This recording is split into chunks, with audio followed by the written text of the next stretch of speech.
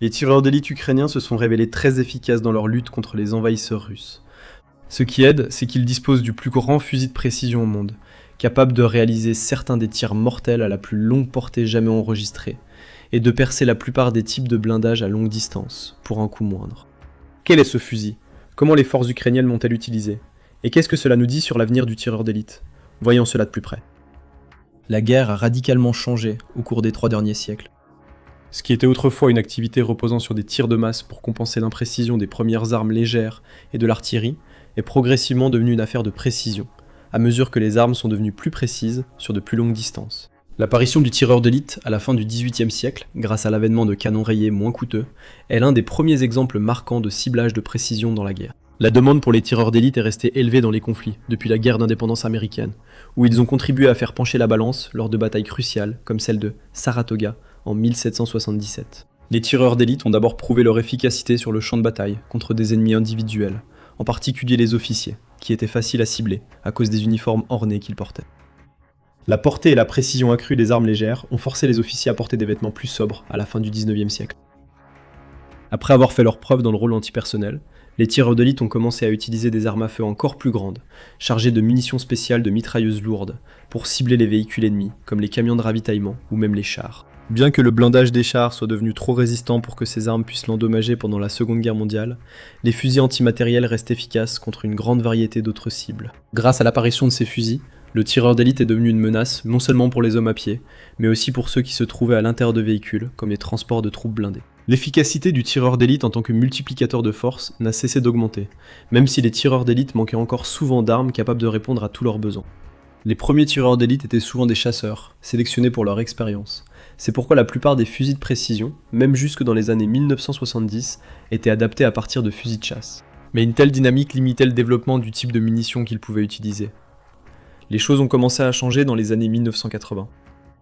L'une de ces évolutions a été le développement accru du rôle antimatériel du tireur d'élite. C'est à cette époque que le célèbre fusil de sniper américain Barrett, de calibre 50, a été inventé par un homme du Tennessee, nommé Ronnie Barrett. L'utilisation de la munition Mitrailleuse Browning pour cette arme a donné aux tireurs d'élite une portée et une puissance bien supérieures, augmentant ainsi la diversité des cibles pouvant être détruites. Les tireurs d'élite spécialisés, habitués à viser l'infanterie ennemie, disposaient désormais d'une arme de prédilection, pouvant également être utilisée contre des véhicules.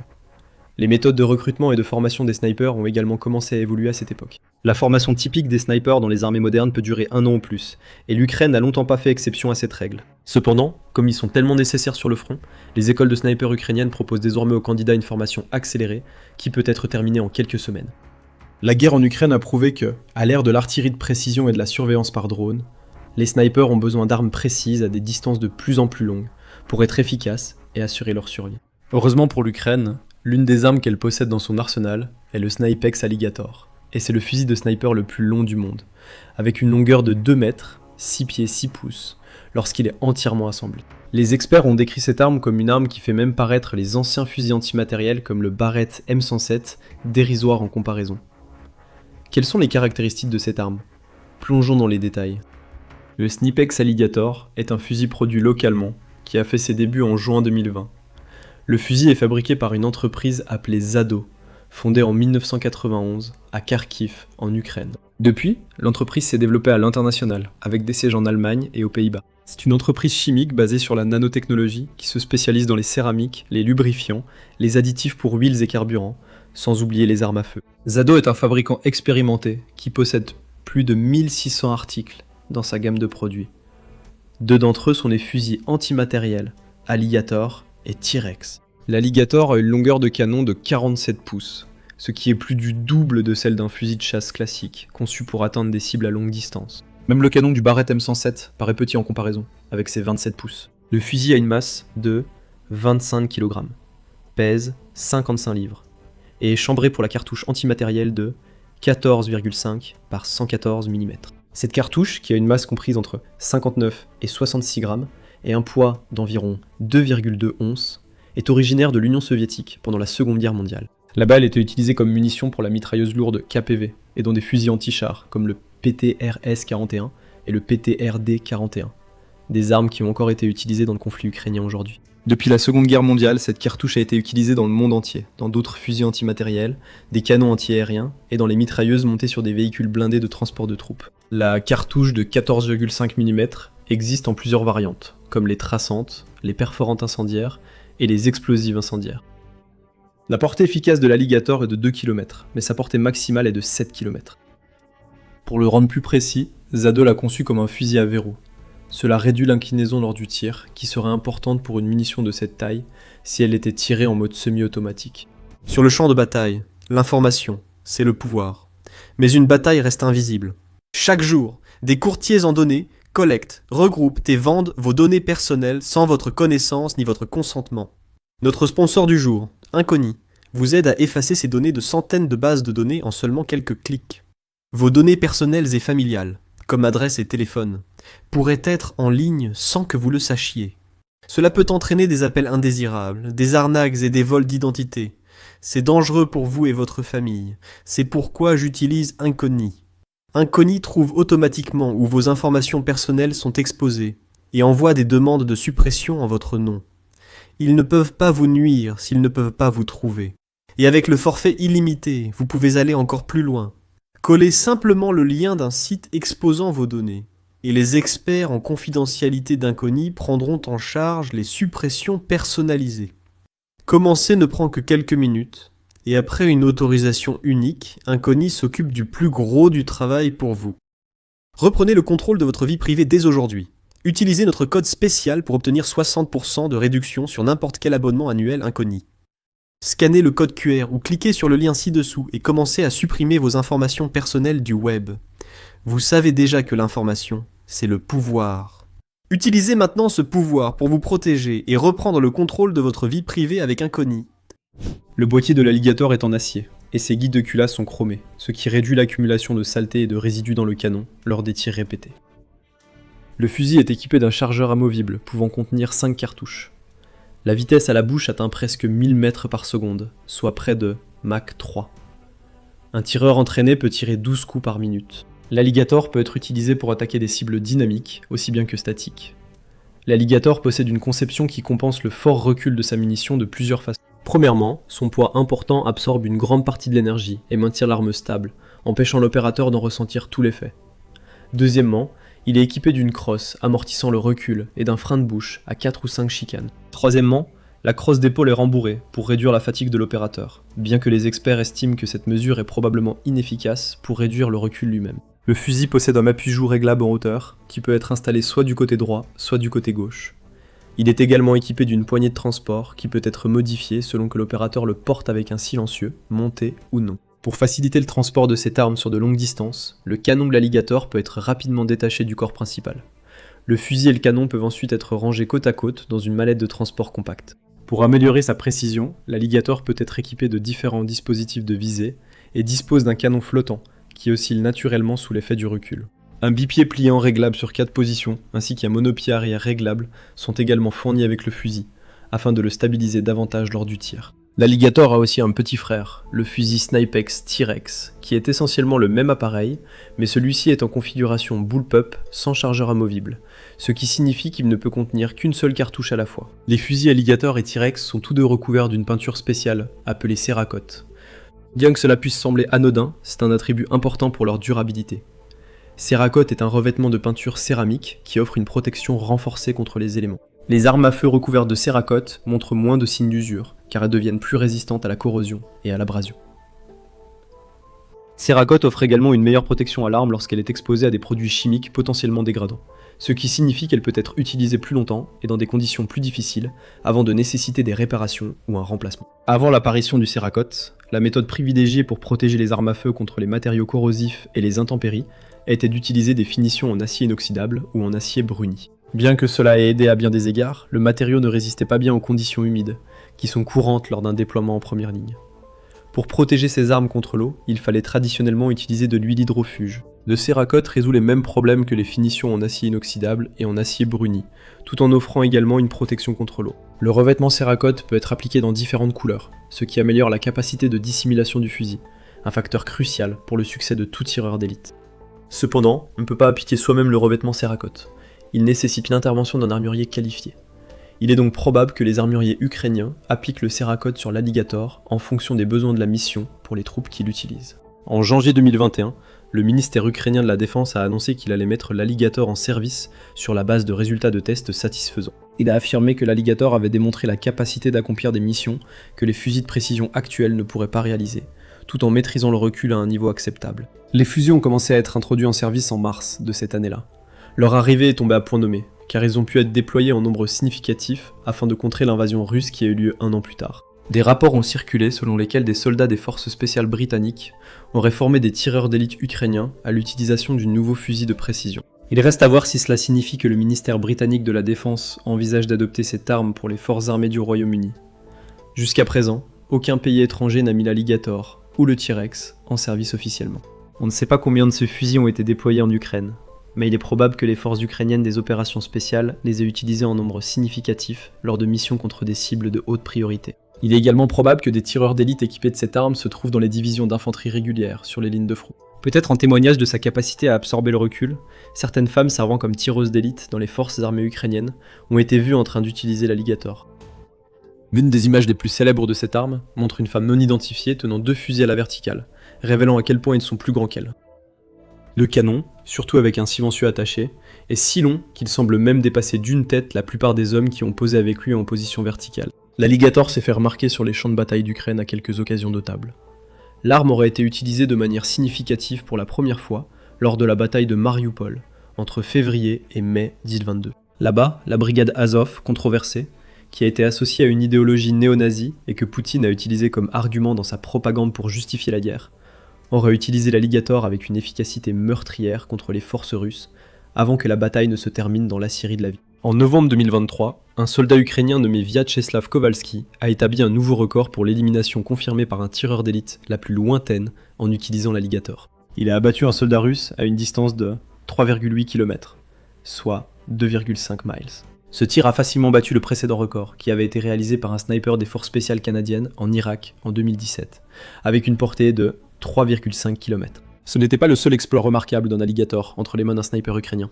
Malheureusement, on ne sait pas grand-chose d'autre sur cet incident. Un an plus tôt, un autre sniper ukrainien, dont le nom n'est pas connu, a utilisé son Alligator pour éliminer 2 cibles à une distance de 2,7 km, soit 1,8 miles. Cela a été rapporté comme la deuxième élimination confirmée la plus lointaine par un tireur d'élite à l'époque, derrière celui du sniper canadien. Cet incident est mieux connu, car il existe une vidéo de celui-ci. Le bureau des communications stratégiques de l'armée ukrainienne a mis en ligne cette vidéo sur Telegram le 13 novembre 2022. Dans la vidéo, on voit un soldat russe marcher à travers une rangée d'arbres, un sniper le suivant à travers la lunette, équipé de vision nocturne. Selon Popular Mechanics, la lunette était probablement réglée sur un grossissement de 20 fois. Une fois que le soldat russe s'est arrêté de marcher, le sniper a tiré une fois. Environ 3 secondes plus tard, la cible est tombée.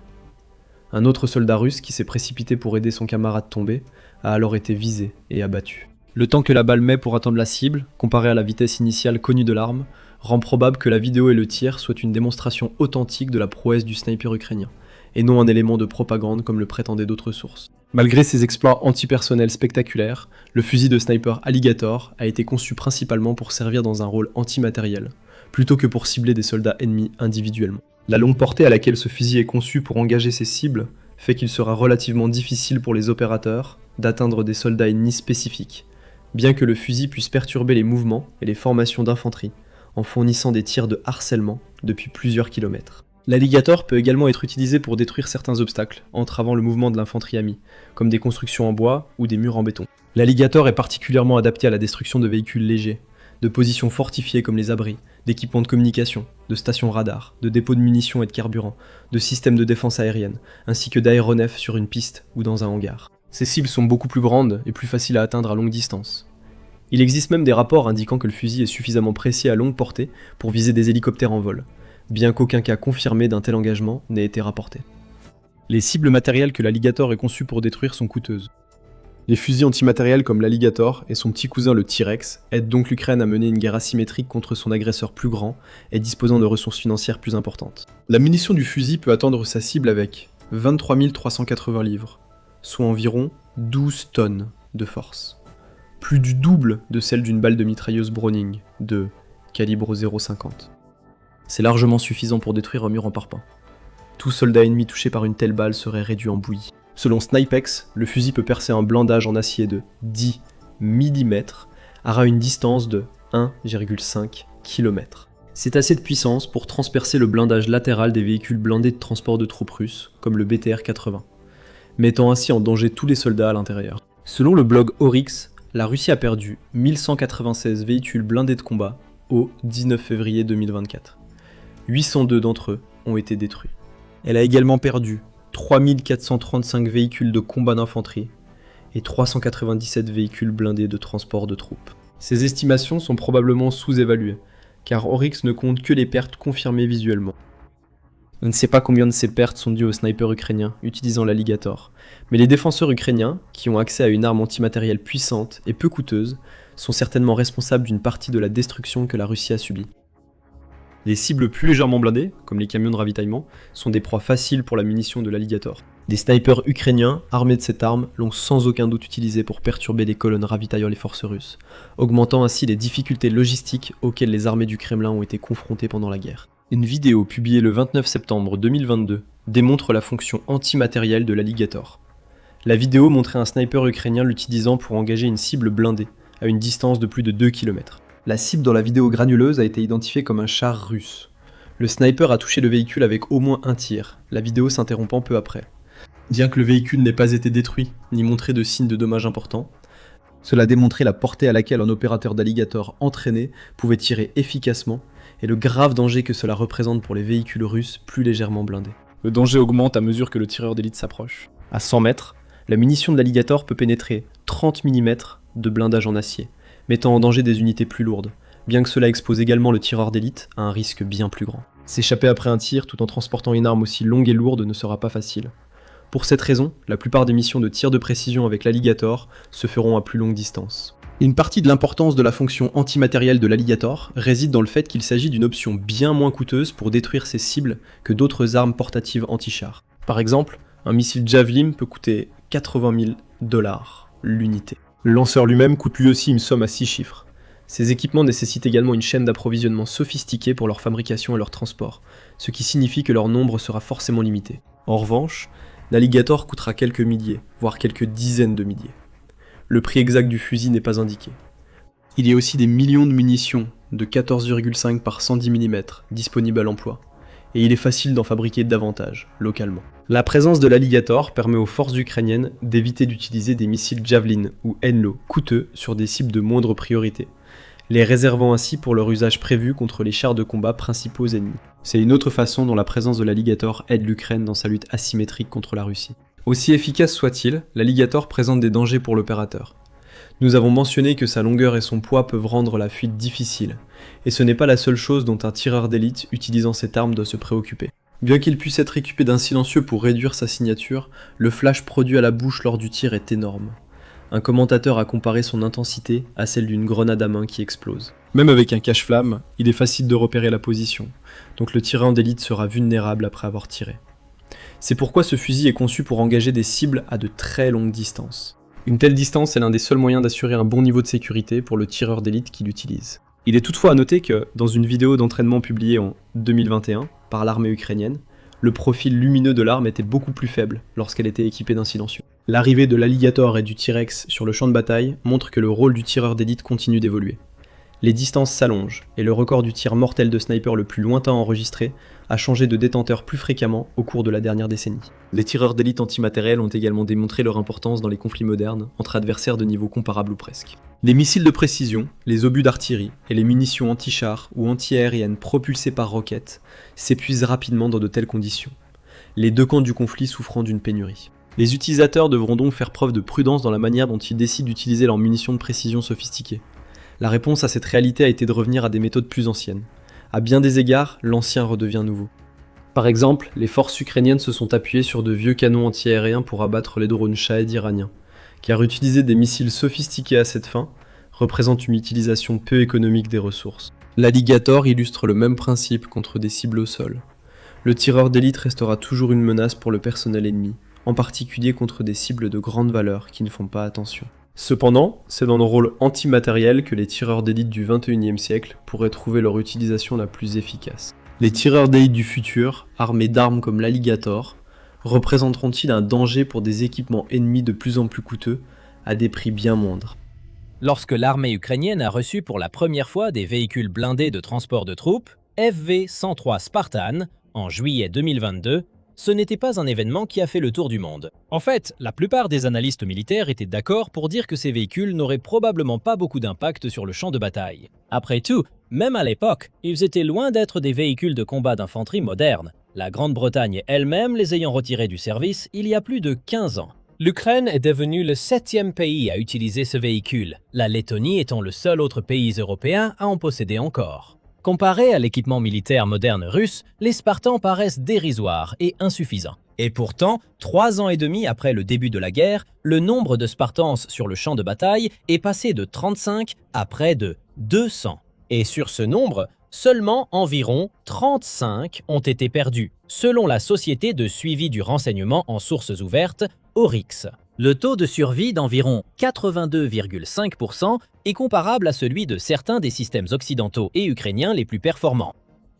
Ce qui suggère que ces véhicules modestes sont bien plus qu'ils n'en ont l'air.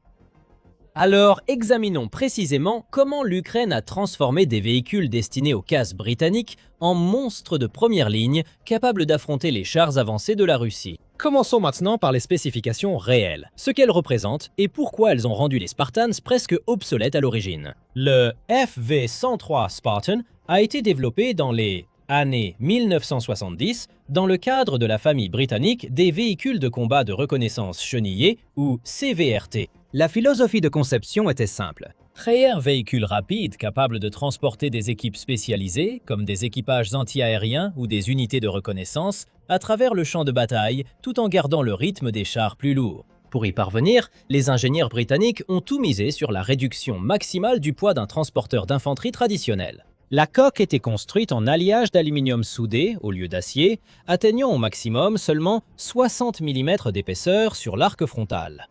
Celle-là offrait une protection contre les projectiles de 14,5 mm à environ 200 mètres et contre les éclats d'obus, mais rien de plus. Un impact direct de n'importe quelle arme anti-char moderne traverserait la coque sans difficulté. Le moteur Jaguar de 195 chevaux du véhicule pouvait l'emmener à 60 miles par heure sur route dégagée, mais seulement avec une charge minimale. L'inverse, c'est que le rapport poids-puissance lui permettait de grimper une pente de 60 degrés. Le compartiment de l'escouade pouvait accueillir seulement 4 soldats, sans compter les 3 membres d'équipage.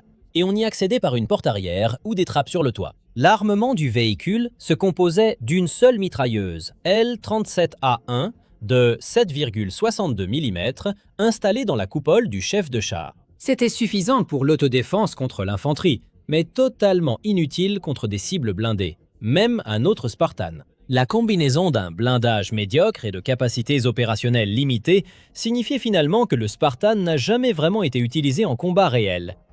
Il a plutôt servi de transport auxiliaire pour l'armée britannique. Même dans ce cas, les améliorations constantes de l'armement des véhicules de combat d'infanterie traditionnels faisaient que le char approchait rapidement du point où il risquait d'être détruit par des véhicules auxiliaires similaires. Cela a conduit le Royaume-Uni à remplacer le Spartan par les véhicules de commandement et de liaison Panther, plus performants. Les derniers Spartans en service britannique avaient été retirés au plus tard en 2009. À titre de comparaison, comparez le Spartan à l'équipement soviétique existant de l'Ukraine et aux alternatives occidentales. Le BTR-3, le transport de troupes blindées standard produit localement par l'Ukraine, pèse 16,4 tonnes et transporte de 3 à 6 soldats, tout en étant équipé d'un canon automatique de 30 mm. Le M113 américain, que l'Ukraine utilise également, pèse 14 tonnes et transporte 11 soldats. Le M2 Bradley, que l'Ukraine voulait désespérément, pèse 27 tonnes, transporte 6 soldats en plus de l'équipage et est équipé d'un canon de 25 mm. Canon automatique plus TOW ou lancement par tube, missiles anti-chars à guidage optique et filaire avec des viseurs thermiques sophistiqués. Face à ces références, le Spartan paraît pathétique. Pourtant, lorsque le Royaume-Uni s'est engagé à envoyer 35 Spartans en 2022, puis a augmenté cet engagement à plus de 120, l'Ukraine a accepté avec gratitude. Lorsque la fondation caritative Serhei Priitula a collecté 6,5 millions de dollars en seulement 36 heures pour acheter 60 Spartans supplémentaires auprès de vendeurs privés britanniques en novembre 2022, les soldats ukrainiens ont célébré.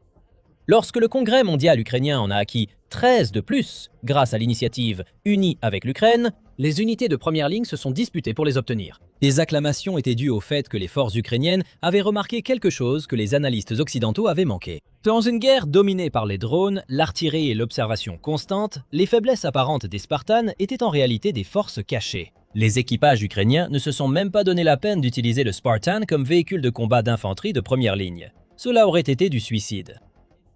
À la place, ils l'ont transformé en taxi blindé à grande vitesse, optimisé pour des missions d'insertion et d'extraction rapide dans les conditions les plus dangereuses.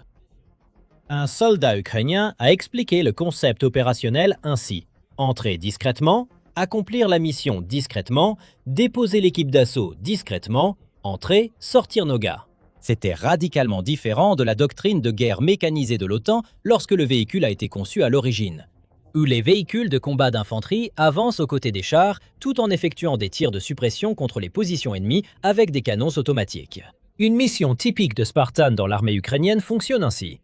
Le véhicule attend dissimulé dans une lisière de forêt ou derrière un relief, moteur éteint pour minimiser sa signature thermique et électromagnétique. Les drones FPV ukrainiens reconnaissent l'itinéraire à l'avance, identifiant les postes d'observation russes, les positions d'artillerie et les opérateurs de drones. Lorsque le commandant de mission détermine que la voie est libre, l'équipage du Spartan démarre le moteur et accélère rapidement à travers le terrain découvert. L'objectif est la vitesse et la surprise. À 100 km/h, le véhicule peut parcourir environ 1 mile par minute, réduisant drastiquement la fenêtre de temps pour que les forces russes puissent le repérer, transmettre les données de ciblage et lancer des contre-attaques. La taille compacte, qui semblait être une faiblesse, est devenue un avantage. Le Spartan est l'un des véhicules les plus étroits et les plus courts de sa catégorie, avec une longueur de moins de 17 pieds et une largeur de 8 pieds 2 pouces, ce qui signifie qu'il peut se dissimuler dans des positions qui exposeraient des véhicules plus grands comme le BTR-3 ou le Bradley. Sa silhouette basse, à un peu moins de 9 pieds de haut, le rend plus difficile à repérer et à suivre pour les drones russes, surtout lorsqu'ils se déplacent rapidement sur un terrain complexe. Lorsque les forces ukrainiennes ont dû évacuer des soldats blessés depuis des positions exposées près de Bakhmout, les Spartans se sont révélés inestimables. En raison de la capacité relativement faible, les Ukrainiens devaient souvent être entassés dans les compartiments de transport selon la gravité de leurs blessures. Certaines évacuations sont devenues légendaires parmi les unités ukrainiennes, transportant plus d'une douzaine de soldats. Un membre d'équipage a rapporté qu'au retour, il n'y a pas d'équipement à l'intérieur, donc on les entassait comme dans Tetris. Cela dépasse largement la capacité prévue des Spartans, qui est de 7 personnes au total. Mais lors des évacuations d'urgence, les équipages ukrainiens privilégient le fait de sauver des vies plutôt que de respecter les spécifications. La légèreté du véhicule offre également un avantage crucial que les analystes occidentaux ont constamment sous-estimé, la pression au sol. Avec seulement 10,6 tonnes réparties sur sa surface chenillée, le Spartan exerce environ 0,4 kg par centimètre carré de pression au sol. Comparez cela à un char de combat principal comme le T-72 qui pèse 46 tonnes, créant environ 0,9 kg par centimètre carré. Ou le Léopard 2 à plus de 60 tonnes, générant une pression encore plus élevée. Cette différence compte énormément dans la fameuse terre noire de l'Est de l'Ukraine qui se transforme en boue épaisse lors du dégel du printemps et après de fortes pluies. Les véhicules plus lourds s'enlisent, devenant des cibles vulnérables pour l'artillerie et les drones. La faible pression au sol du Spartan lui permet de traverser des terrains qui immobiliseraient des blindés plus lourds, ouvrant ainsi des options tactiques qui n'existaient pas pour les unités équipées de BTR-3 ou de Bradley. En fait, certains rapports suggèrent qu'un soldat sautant du véhicule pourrait rester coincé dans la boue là où le Spartan est passé sans problème auparavant. Encore plus remarquable, sa légèreté pourrait offrir une certaine protection contre les mines anti-chars. La plupart des mines anti-chars à activation par pression sont conçues pour se déclencher sous une charge de 150 à 300 kg, suffisant pour garantir qu'elles explosent sous des véhicules chenillés, mais sans se déclencher pour des menaces plus légères. Le Spartan se trouve dans une zone grise, où certaines mines pourraient ne pas se déclencher de manière fiable, en particulier les anciens modèles soviétiques que l'Ukraine et la Russie ont tous deux largement posés. Bien que cela ne garantisse pas une protection totale, cela pourrait offrir des marges de survie qui n'existent tout simplement pas pour les blindés plus lourds. Bien sûr, les remplaçants du Spartan comprenaient d'importantes améliorations du blindage pour les rendre moins vulnérables en cas de détonation d'une mine ou de tirs de plus gros calibre. donc il n'est pas clair à quel point ils étaient efficaces pour éviter les mines. Mais l'Ukraine s'est rapidement rendu compte que certaines spécifications techniques des véhicules cessaient tout simplement d'avoir de l'importance dans le contexte général de la guerre. L'invasion s'est rapidement transformée en une impasse où aucune des deux parties ne pouvait avancer raisonnablement. Cela a conduit à la domination absolue des systèmes sans pilote. Les deux camps déploient des dizaines de milliers de drones chaque mois, allant de simples quadricoptères commerciaux, larguant des grenades, à des drones de course FPV sophistiqués équipés de têtes de guerre anti-chars, jusqu'aux munitions rôdeuses à longue portée comme le Lancet russe et les systèmes modifiés ukrainiens. La doctrine traditionnelle des chars supposait que le blindage lourd et les systèmes de protection active assureraient la survie. Mais les drones attaquent par le dessus, frappant le blindage le plus mince sur le toit de n'importe quel véhicule. Ils frappent également en essaim qui submergent les systèmes de protection active comme les canons automatiques ou même les dispositifs passifs additionnels comme les filets. Et même des essaims de drones peuvent coûter plusieurs ordres de grandeur de moins que les véhicules qu'ils détruisent. Dans cet environnement, l'absence de blindage lourd des Spartans est devenue paradoxalement un avantage.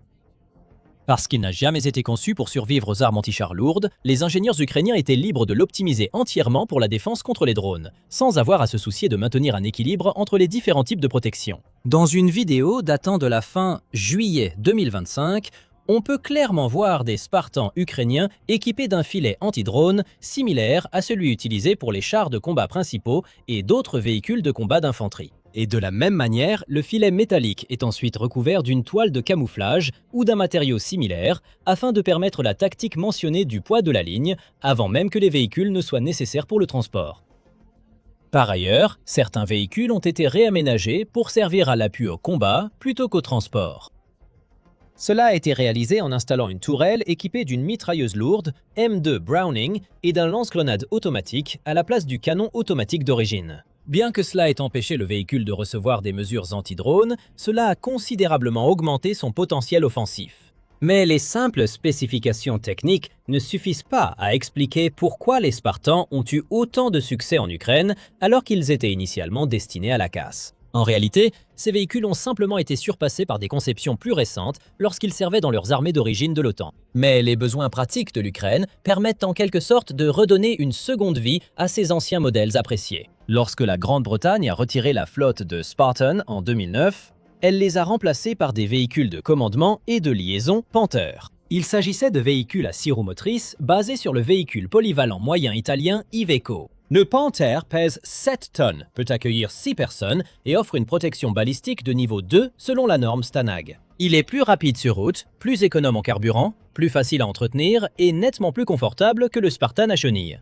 Pour les opérations de l'OTAN en Irak et en Afghanistan, cela avait parfaitement du sens. Les forces de la coalition opéraient avec une supériorité aérienne écrasante, des capacités ISR sophistiquées, des réseaux de renseignement, de surveillance et de reconnaissance, et des chaînes logistiques capables de livrer des pièces n'importe où en moins de 48 heures. Dans cet environnement, les véhicules à roues, avec des coûts d'exploitation plus faibles et de meilleures performances routières, étaient idéaux. Mais l'Ukraine ne se bat pas pour la supériorité aérienne. Elle opère dans un conflit entre adversaires de niveau comparable où les deux camps disposent d'une artillerie importante, d'essaims de drones et de capacités de guerre électronique. Les routes sont fortement surveillées et souvent minées ou frappées par l'artillerie ou des drones. En même temps, les chaînes d'approvisionnement sont contestées et peu fiables des deux côtés en raison du nombre écrasant d'attaques de drones longue portée qui se produisent chaque jour tout au long des 600 miles du front. Dans cet environnement, la mobilité sur chenille, la taille compacte et la mécanique simple du vieux Spartan le rendaient plus précieux que des alternatives plus récentes et sophistiquées.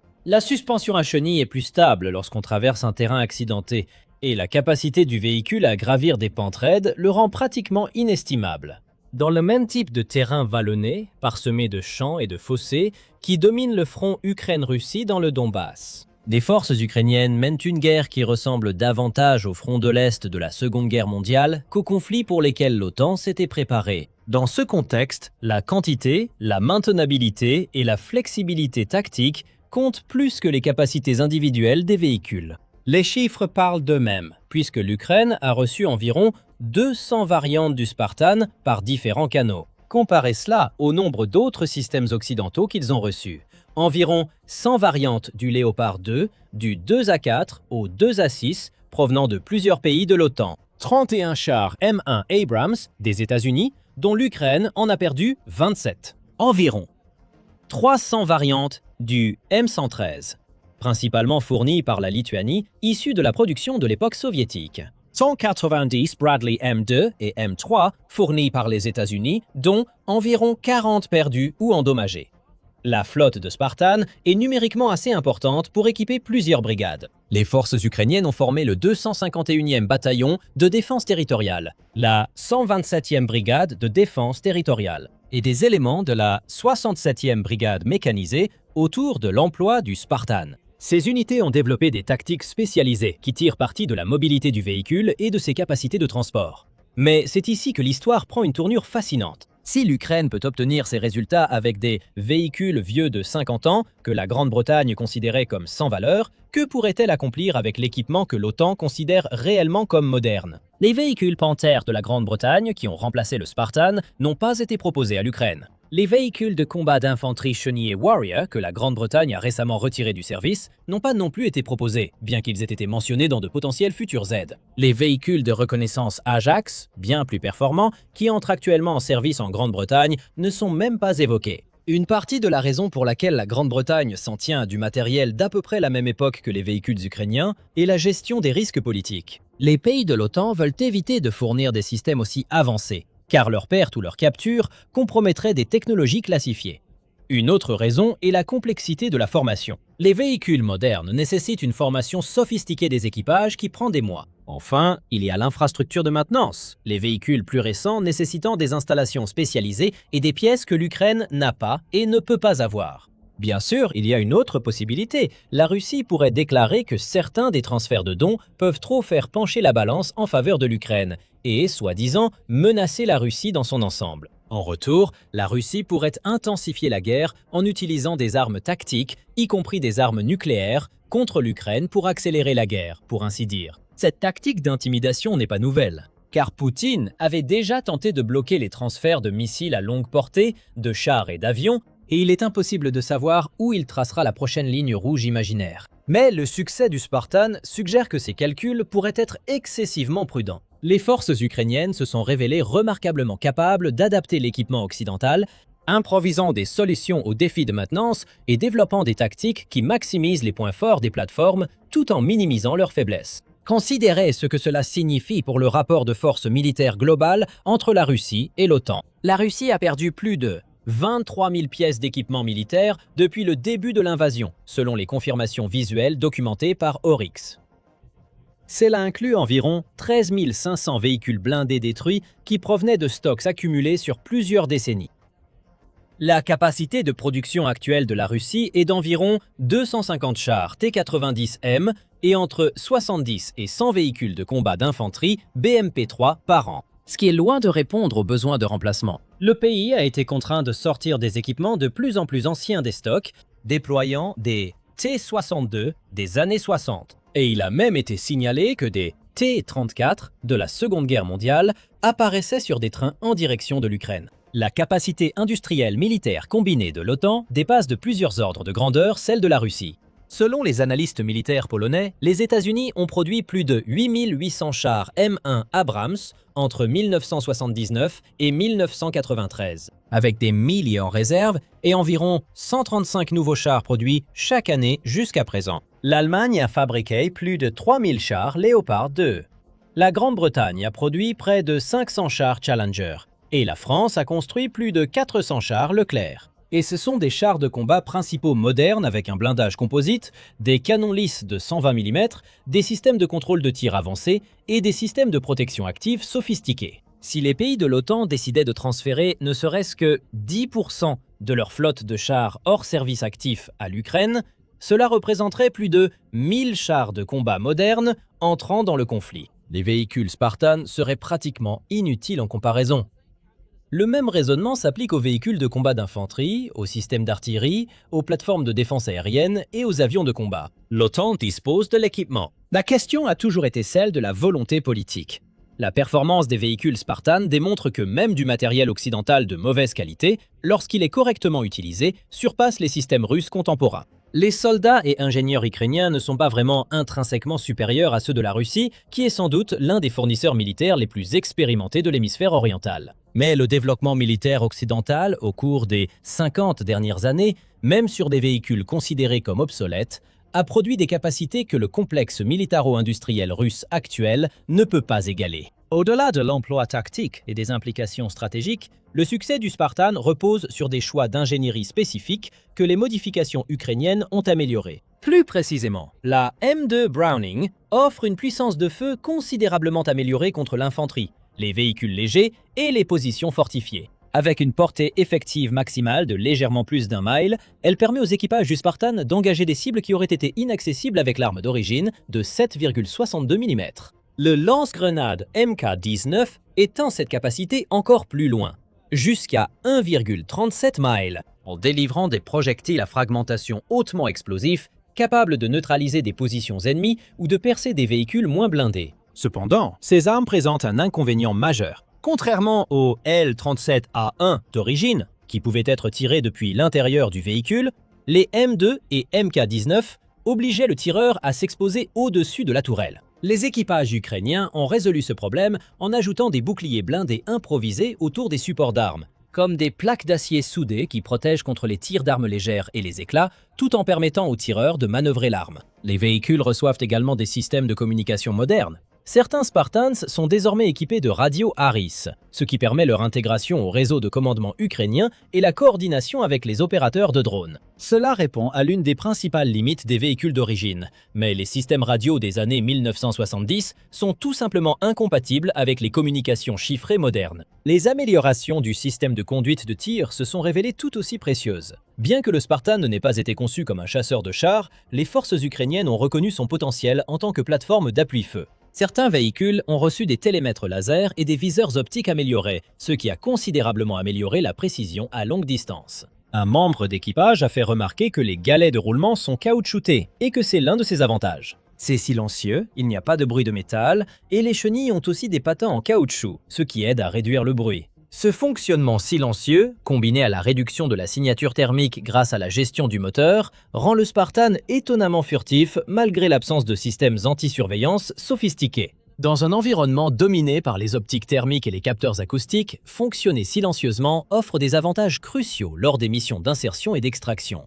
Peut-être plus important encore, le Spartan est mécaniquement simple, ce qui signifie que les équipages ukrainiens peuvent effectuer la plupart des opérations de maintenance sur le terrain. Lorsqu'une chenille casse, ils la remplacent. Lorsque le moteur surchauffe, il remplace les conduites de liquide de refroidissement. Le véhicule ne nécessite ni ordinateur de diagnostic spécialisé, ni composants électroniques difficiles à trouver. Comparez cela au Bradley, qui possède un moteur diesel turbocompressé complexe, une transmission automatique, un système de contrôle de tir numérique et des ordinateurs de gestion de champs de bataille intégrés. Lorsqu'un Bradley tombe en panne en Ukraine, il doit souvent être transporté vers des centres de maintenance spécialisés, avec des techniciens formés et un équipement de diagnostic propre au constructeur. Cet avantage en matière de maintenance s'accentue avec le temps. Après des mois d'opération, le taux de disponibilité opérationnelle de la flotte de Bradley diminue à mesure que les véhicules accumulent des pannes mineures qui ne peuvent pas être réparées sur le terrain. La flotte de Spartan maintient une disponibilité plus élevée parce que les équipages peuvent résoudre les problèmes immédiatement, au lieu d'attendre un soutien spécialisé. Le succès du programme Spartan de l'Ukraine révèle également comment les logiques économiques des achats militaires ont évolué au fil du temps d'une région à l'autre. Plus précisément, les armées occidentales ont auparavant recherché des plateformes de plus en plus sophistiquées, en partant du principe que la supériorité technologique offrirait des avantages décisifs dans n'importe quel conflit. Cela a conduit à des systèmes comme le chasseur F-35, à 100 millions de dollars par appareil, le destroyer de classe Zumwalt à 7,5 milliards de dollars par navire, et le programme Future Combat Systems, qui a été annulé après avoir dépensé 18 milliards de dollars sans déployer un seul véhicule opérationnel. La logique semble solide. La technologie avancée multiplie l'efficacité au combat. Donc, investir dans les meilleurs systèmes produit une capacité militaire optimale. Mais l'expérience de l'Ukraine suggère que cette logique s'effondre lors d'une guerre conventionnelle de haute intensité. Le problème n'est pas que les systèmes avancés manquent de capacité, car le Bradley est indéniablement plus performant que le Spartan dans presque tous les aspects mesurables. Les systèmes avancés ne peuvent tout simplement pas être produits, entretenus ou déployés en quantité suffisante pour faire la différence lorsque les taux d'attrition sont élevés. Prenons par exemple quelques calculs simples. Si un Bradley coûte 4,35 millions de dollars, soit le coût unitaire approximatif des commandes récentes de l'armée américaine, et qu'un Spartan remis à neuf coûte environ 50 000 dollars, qui est le prix que les fondations caritatives ukrainiennes ont payé à des vendeurs privés britanniques, vous pouvez déployer 87 Spartans pour le prix d'un seul Bradley. Maintenant, supposons que les deux véhicules aient des taux de survie similaires dans les conditions ukrainiennes, ce qui semble à peu près vrai d'après les données de perte disponibles. Même si le Bradley est 3 fois plus efficace par véhicule, et même cela est discutable dans un environnement saturé de drones, la flotte Spartan offre 22 fois plus de véhicules opérationnels pour le même investissement. Cela permet naturellement aux véhicules moins chers d'être plus polyvalents et utilisables dans des situations de combat réelles. Les commandants ukrainiens peuvent déployer les Spartans lors de missions risquées qui représenteraient un risque inacceptable pour les stocks limités de Bradley. Ils peuvent positionner les Spartans dans des zones avancées où un renfort rapide compte plus que les capacités individuelles de chaque véhicule. Cela suggère que les armées occidentales ont accordé trop d'importance aux capacités de chaque plateforme au détriment de la survivabilité, de la maintenabilité et de la quantité de la flotte. Lors des opérations de contre-insurrection contre des adversaires technologiquement inférieurs, cela n'avait pas d'importance, car posséder le meilleur véhicule absolu valait le coût financier lorsque vous pouviez écraser l'opposition tout en subissant des pertes minimales en matériel ou en vies humaines. Mais face à des adversaires de niveau équivalent disposant d'armes sophistiquées, la quantité et la disponibilité pourraient compter davantage que des améliorations marginales de capacité. L'histoire du Spartan, comme beaucoup d'autres, renforce l'idée que la guerre en Ukraine n'est pas un conflit où des technologies militaires de pointe s'affrontent et où des avantages marginaux décident des batailles. C'est une lutte d'usure où la durabilité, l'adaptabilité et la volonté déterminent les résultats. Dans cet environnement, une boîte en aluminium sur chenille de 1978 devient un monstre de première ligne. Pas grâce à une électronique sophistiquée ou à des armes avancées, mais grâce à une utilisation intelligente, une adaptation rapide, et à l'ingéniosité des soldats qui refusent de laisser ces caisses tomber dans l'oubli. Comme l'a dit un membre d'équipage ukrainien, cette chose a été fabriquée à une autre époque pour une autre guerre. Mais d'une certaine manière, elle convient aussi à cette guerre. Parce que lorsque la mission est la survie, la fiabilité compte plus que des améliorations tape à l'œil. L'Ukraine était censée perdre le contrôle du ciel. Moins bien armée, en infériorité numérique et équipée de vieux avions soviétiques, on s'attendait à ce que sa force aérienne s'effondre en quelques jours lorsque la Russie a envahi l'Ukraine. Au lieu de cela, l'Ukraine a réussi un retournement de situation spectaculaire, non pas en égalant la Russie avion pour avion, mais en construisant une nouvelle forme de puissance aérienne à partir de zéro. Un réseau national de drones, des armes artisanales, des avions de chasse occidentaux adaptés plus rapidement que quiconque ne l'aurait cru possible. Et maintenant, en 2025, cette puissance aérienne est enfin en train de mettre la Russie à genoux. Plongeons dans la façon dont l'Ukraine est passée d'un outsider cloué au sol à un géant aérien en pleine ascension. Réécrivons au passage les règles de la guerre. Cela peut sembler surprenant, mais lorsque l'Union soviétique s'est effondrée en 1991, l'Ukraine a hérité de la 3e ou 4e plus grande force aérienne du monde, selon à qui vous demandez, divisée entre deux branches distinctes de l'ancienne armée soviétique, la force aérienne et les forces de défense aérienne. Au début de son indépendance, l'Ukraine disposait de 2000 appareils, dont des chasseurs, des bombardiers stratégiques et des systèmes de soutien sophistiqués, tous représentant le summum de la technologie soviétique, bien que datant de la fin des années 1980. Mais au moins, en termes de chiffres, seuls les États-Unis, la Russie et la Chine étaient devant en puissance aérienne, bien que le classement de la Chine soit discutable. Mais comme tant d'autres armées post-soviétiques, la force aérienne de l'Ukraine a été victime de décennies de négligence, de coupes budgétaires et de la dure réalité de devoir entretenir un équipement complexe de l'ère soviétique sans le soutien de la Russie. Au début des années 2010, l'Ukraine avait abandonné, vendu ou rendu 60% de ses avions. Tout cela visait à rembourser la dette croissante du pays ou à respecter des accords de non-agression avec nul autre que la Russie, connu sous le nom de Mémorandum de Budapest, qui comprenait également le retour d'importantes réserves d'ogives nucléaires laissées en Ukraine par la Russie après l'effondrement de l'Union soviétique. Ces mêmes accords allaient de toute façon être violés, en 2014. À ce moment-là, l'Ukraine disposait d'environ 200 avions de combat en service actif dans sa flotte, et avait fait des progrès négligeables pour les moderniser depuis leur configuration des années 1990. Le commandement de l'armée de l'air ukrainienne a rapidement reconnu que la plupart des avions de chasse du pays deviendraient inutilisables d'ici 2030. Un constat alarmant qui annonçait la situation désespérée à laquelle l'Ukraine serait confrontée lorsque la Russie lancerait son invasion à grande échelle. Les bases de la transformation actuelle de la puissance aérienne de l'Ukraine ont en réalité été posées bien plus tôt que la plupart des gens ne le pensent. Lorsque la Russie a annexé la Crimée en 2014 et a commencé sa guerre hybride dans l'est de l'Ukraine, Les dirigeants militaires ukrainiens ont compris qu'ils faisaient face à une menace existentielle, nécessitant des changements fondamentaux. Les efforts de l'Ukraine pour réprimer les mouvements séparatistes soutenus par la Russie dans le pays ont également conduit à la perte de pratiquement la moitié de sa force aérienne existante en une seule année, réduisant la taille de sa flotte d'avions à un peu plus de 200 appareils. C'était l'une des plus grandes pertes d'équipement de l'armée de l'air en temps de guerre du XXIe siècle à l'époque. De plus, le reste de la flotte était soit endommagé, soit dans divers états de délabrement, ce qui a entraîné de multiples séries d'inspections et de tentatives pour reconstituer des avions et des hélicoptères opérationnels à partir de pièces récupérées. Suite à l'invasion russe de 2014, l'armée de l'air ukrainienne a lancé un effort improvisé pour remettre en état de marche le plus grand nombre possible de chasseurs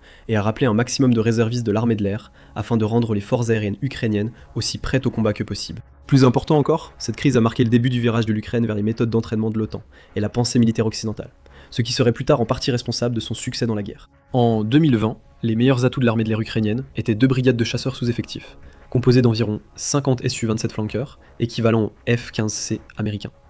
Environ 30 étaient considérés comme opérationnels au début de 2025.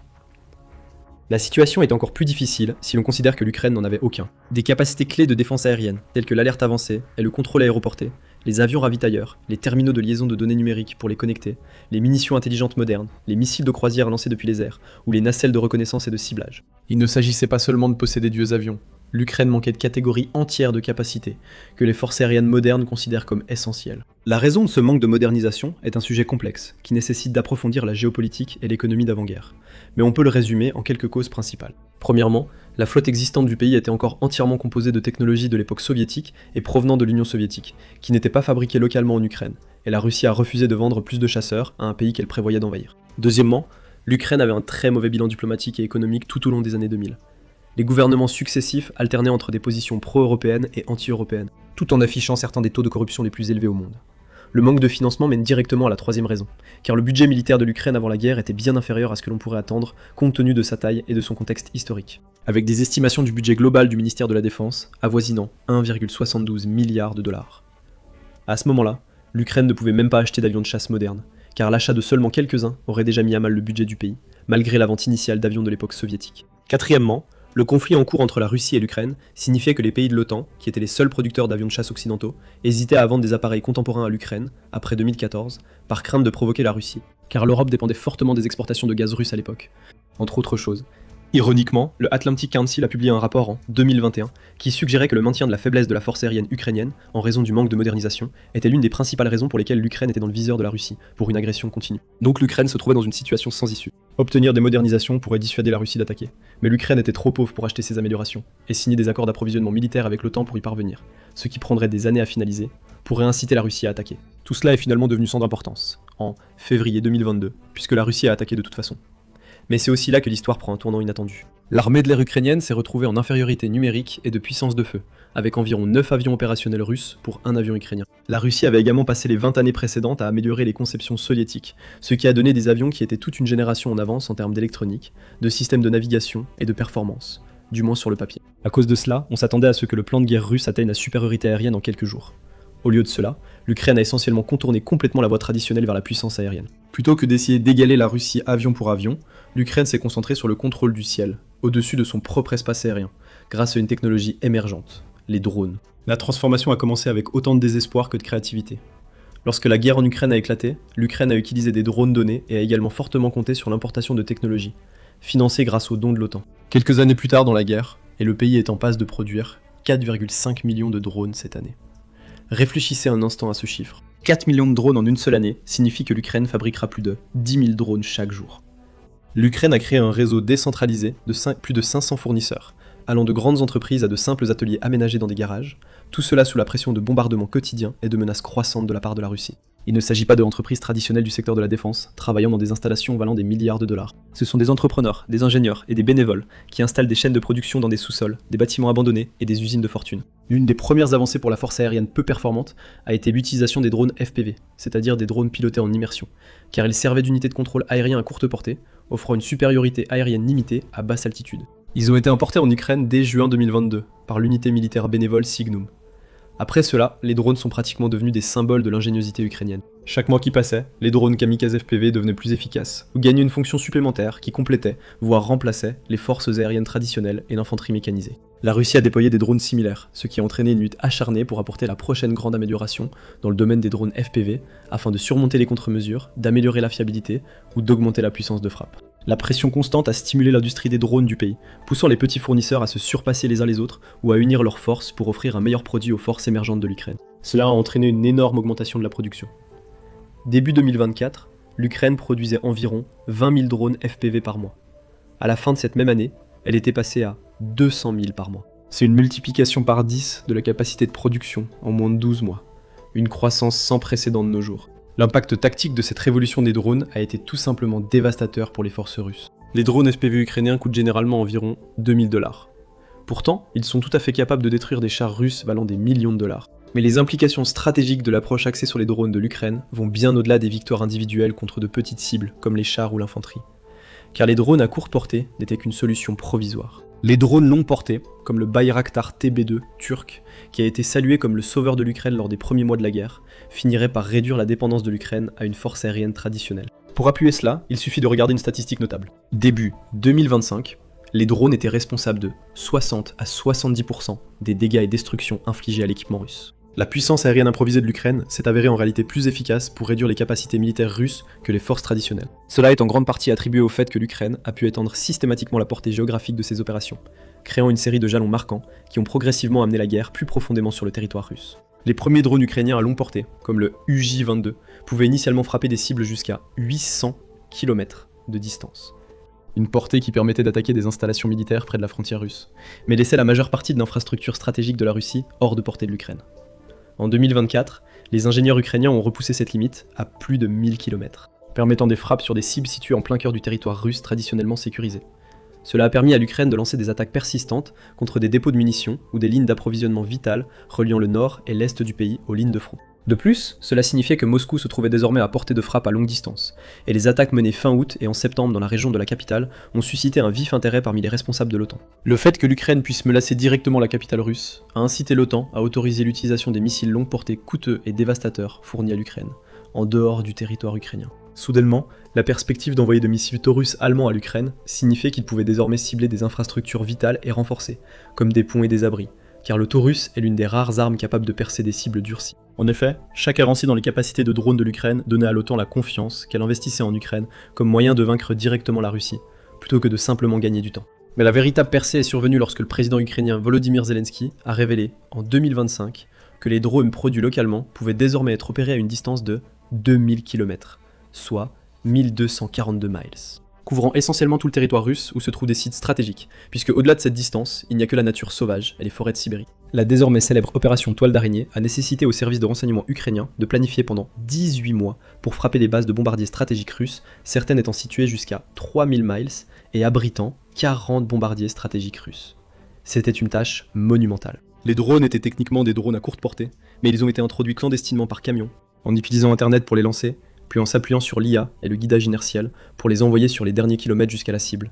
Cela signifiait que toute l'opération s'est déroulée entièrement sous le radar de la Russie. La toile d'araignée a rapidement été qualifiée de l'un des tournants de la guerre, car la Russie a perdu une grande partie de ses vecteurs d'armes nucléaires, en un seul coup, face à un pays qui n'en possédait pas. Des missiles balistiques intercontinentaux, qui étaient auparavant considérés comme le seul véritable moyen de cibler des bases militaires lointaines, sans être détectés ni subir de représailles. La campagne de drones longue portée d'Ukraine a également révélé un autre aspect de la guerre économique, qui est lié au succès des petites unités mobiles par rapport au déploiement d'une flotte d'avions. La campagne de frappe de drones menée par l'Ukraine début 2025 s'est concentrée sur les infrastructures énergétiques russes et a mis hors service environ 1/10 de la capacité de raffinage de pétrole de la Russie. Cela signifiait que l'Ukraine avait systématiquement réussi à cibler les fondements économiques de la machine de guerre russe.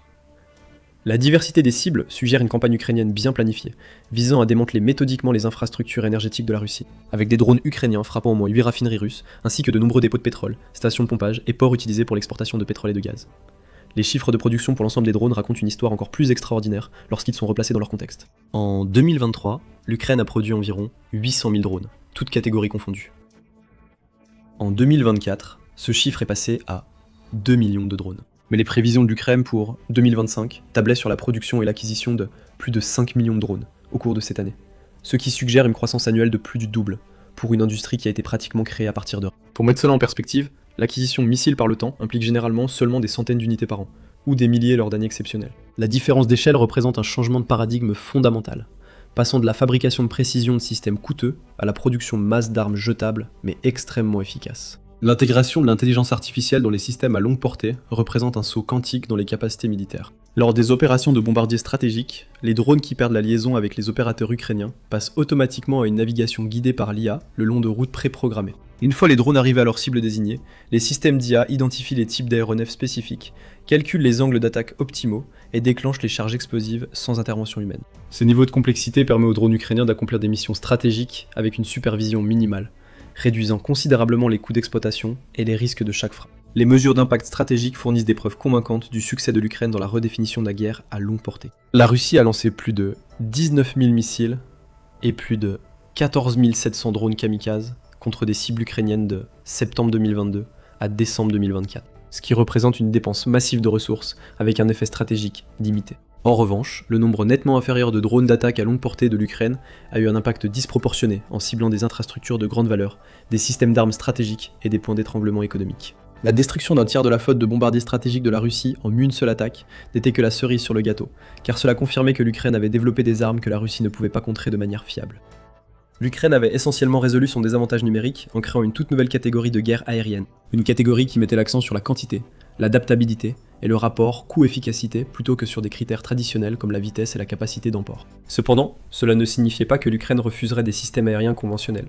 Après tout, les drones n'ont pas la même présence qu'une flotte de chasseurs qui descend et bombarde une base militaire, ou décime de l'infanterie mécanisée. Alors que l'Ukraine révolutionnait la guerre grâce aux drones, elle a aussi gagné assez de temps, de présence médiatique et de bonne volonté diplomatique pour inciter l'OTAN à fournir des aides plus substantielles. L'OTAN a fini par répondre présent en 2024, avec la première livraison de F-16 en provenance des Pays-Bas, de la Norvège et du Danemark. Les pilotes ukrainiens avaient passé des mois à s'entraîner, aussi bien dans le pays qu'à l'étranger, pour se familiariser avec les nouveaux systèmes, tandis que les avions eux-mêmes ont effectué leur premier vol depuis des aérodromes ukrainiens en août 2024. Le F-16 Fighting Falcon est rapidement devenu la pierre angulaire des forces aériennes renouvelées de l'Ukraine. Même si ces avions n'étaient pas à la pointe de la technologie selon les normes contemporaines, les appareils que l'Ukraine a reçus de l'OTAN avaient été fabriqués dans les années 1980 et 1990, et avaient bénéficié de ce qu'on appelle la modernisation à mi-vie, ou MLU, avant d'être considérés pour le combat. La mise hors service complète par leur pays d'origine. Malgré leur âge, ces avions ont apporté des capacités que la flotte ukrainienne de l'ère soviétique ne pouvait tout simplement pas égaler.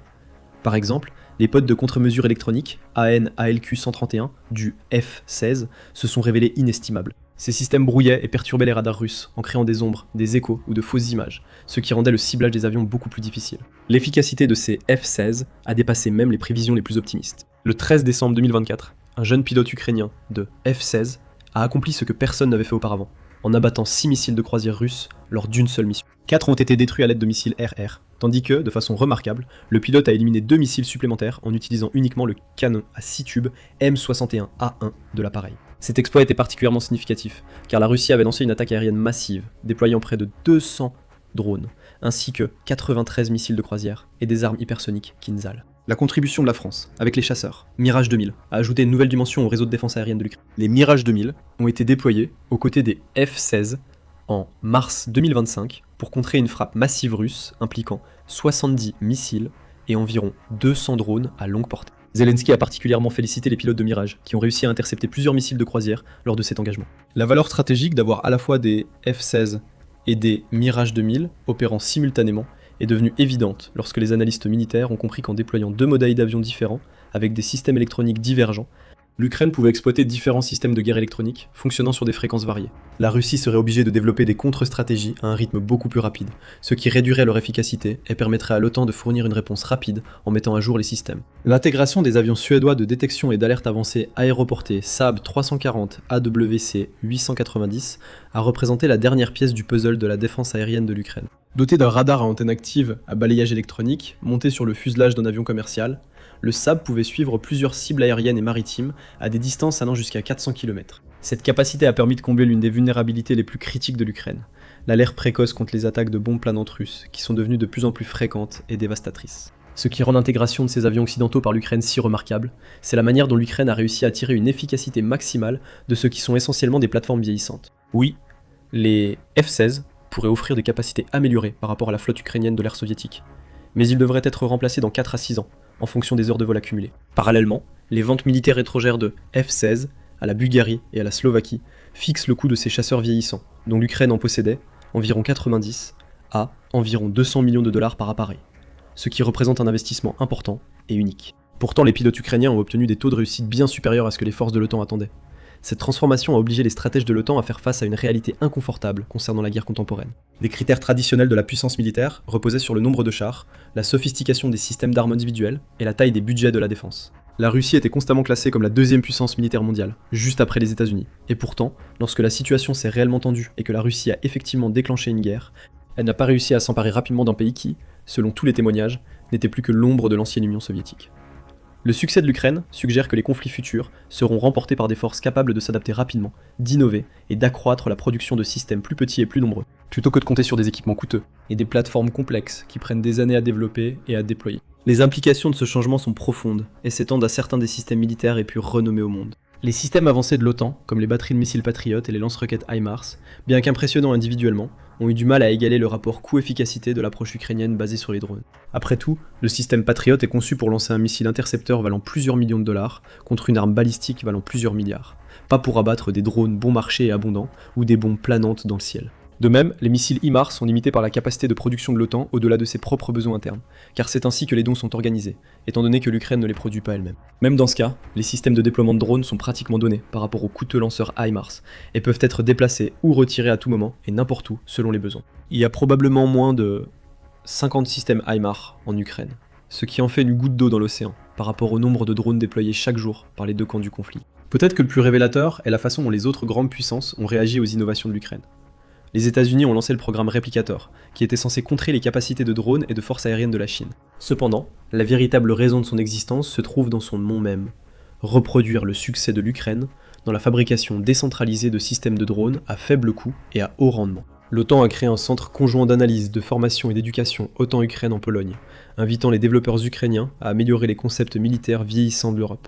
Pendant ce temps, l'Armée populaire de libération, un nom sophistiqué pour désigner l'armée chinoise, a complètement restructuré sa force de soutien stratégique en 3 branches, qui développeraient les mêmes opérations de guerre électronique par drone que l'Ukraine a perfectionnées. Les pays qui avaient passé des décennies à perfectionner des systèmes d'armes coûteux et sophistiqués essaient maintenant de tirer des leçons de l'Ukraine, qui a commencé la guerre alors que l'on prédisait sa chute en 3 jours. Et cette tendance ne montre aucun signe de ralentissement, chaque nouveau reportage présentant une nouvelle façon dont l'Ukraine a utilisé ses capacités aériennes limitées. Au final, l'Ukraine continue de plaider pour davantage de dons de chasseurs et d'avions à destination de l'Ukraine. Zelensky est revenu en 2024 en affirmant que plus de 120 F-16 serait un bon début pour combler les lacunes du pays en matière de système de défense aérienne. Le nombre total de F-16 et de Mirage 2000 acquis par l'Ukraine à la mi-2025 dépassait à peine les 100.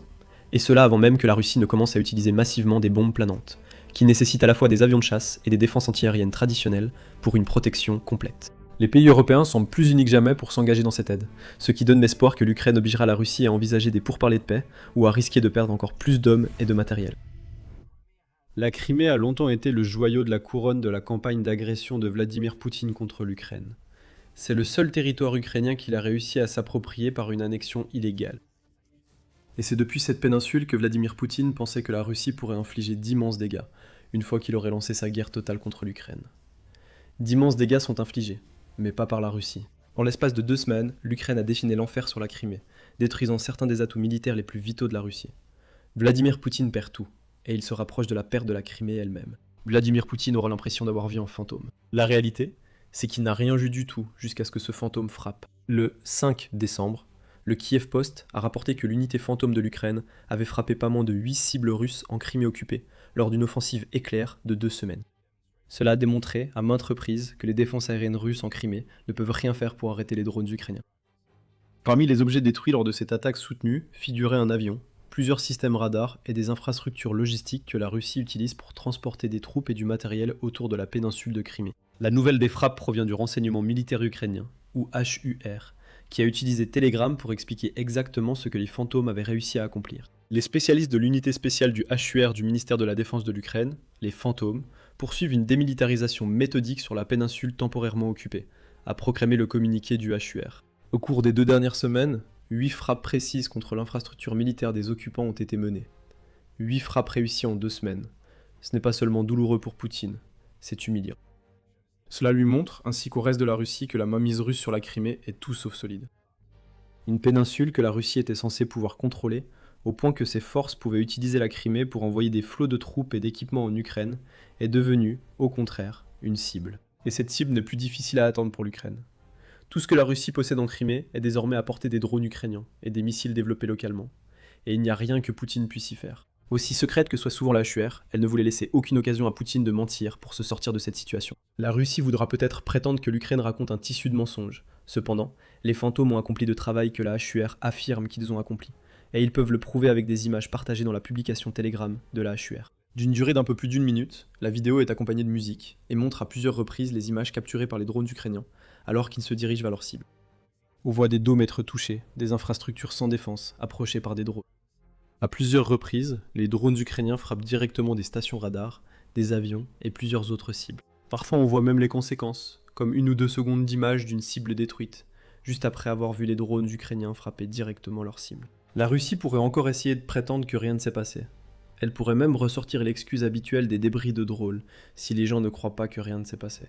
Mais cette vidéo d'1 minute montre à quel point il semble devenu facile pour l'Ukraine de frapper des cibles en Crimée, et à quel point les défenses aériennes russes sont minimes. Dans aucune des séquences, on ne voit 2 balles ou 2 missiles tirés vers les drones ukrainiens. À chaque fois, il y a un chemin dégagé menant à un impact direct. En parlant de frappe, examinons de plus près ce que les fantômes ont détruit pendant leur série de 2 semaines. C'est une véritable liste à la Prévert de certains des équipements les plus importants que la Russie a déployés en Crimée. Le HUR partage la liste de base dans son message sur Telegram, indiquant que l'Ukraine a réussi à toucher un bombardier tactique Su-24, ainsi qu'une antenne dans un dôme radio transparent. La Russie a également perdu un drone Orion, qui semble être l'appareil détruit que l'on voit dans la vidéo du HUR. Une station radar, 39 N6 Kasta 2E2 et 2 48 YA6 K1 Podlit ont également été détruites par les drones ukrainiens. Et pour couronner le tout, l'Ukraine a même réussi à neutraliser un train de marchandises que la Russie pourrait utiliser pour transporter du matériel, du personnel, du carburant ou des fournitures autour de la péninsule de Crimée. Chacune de ces cibles est un objectif militaire légitime, et toutes viennent d'être détruites par les drones ukrainiens. Quelques-unes de ces cibles sont un peu plus importantes que les autres, surtout en ce qui concerne l'impact que leur destruction pourrait avoir sur la guerre et sur la situation dans la partie continentale de l'Ukraine elle-même.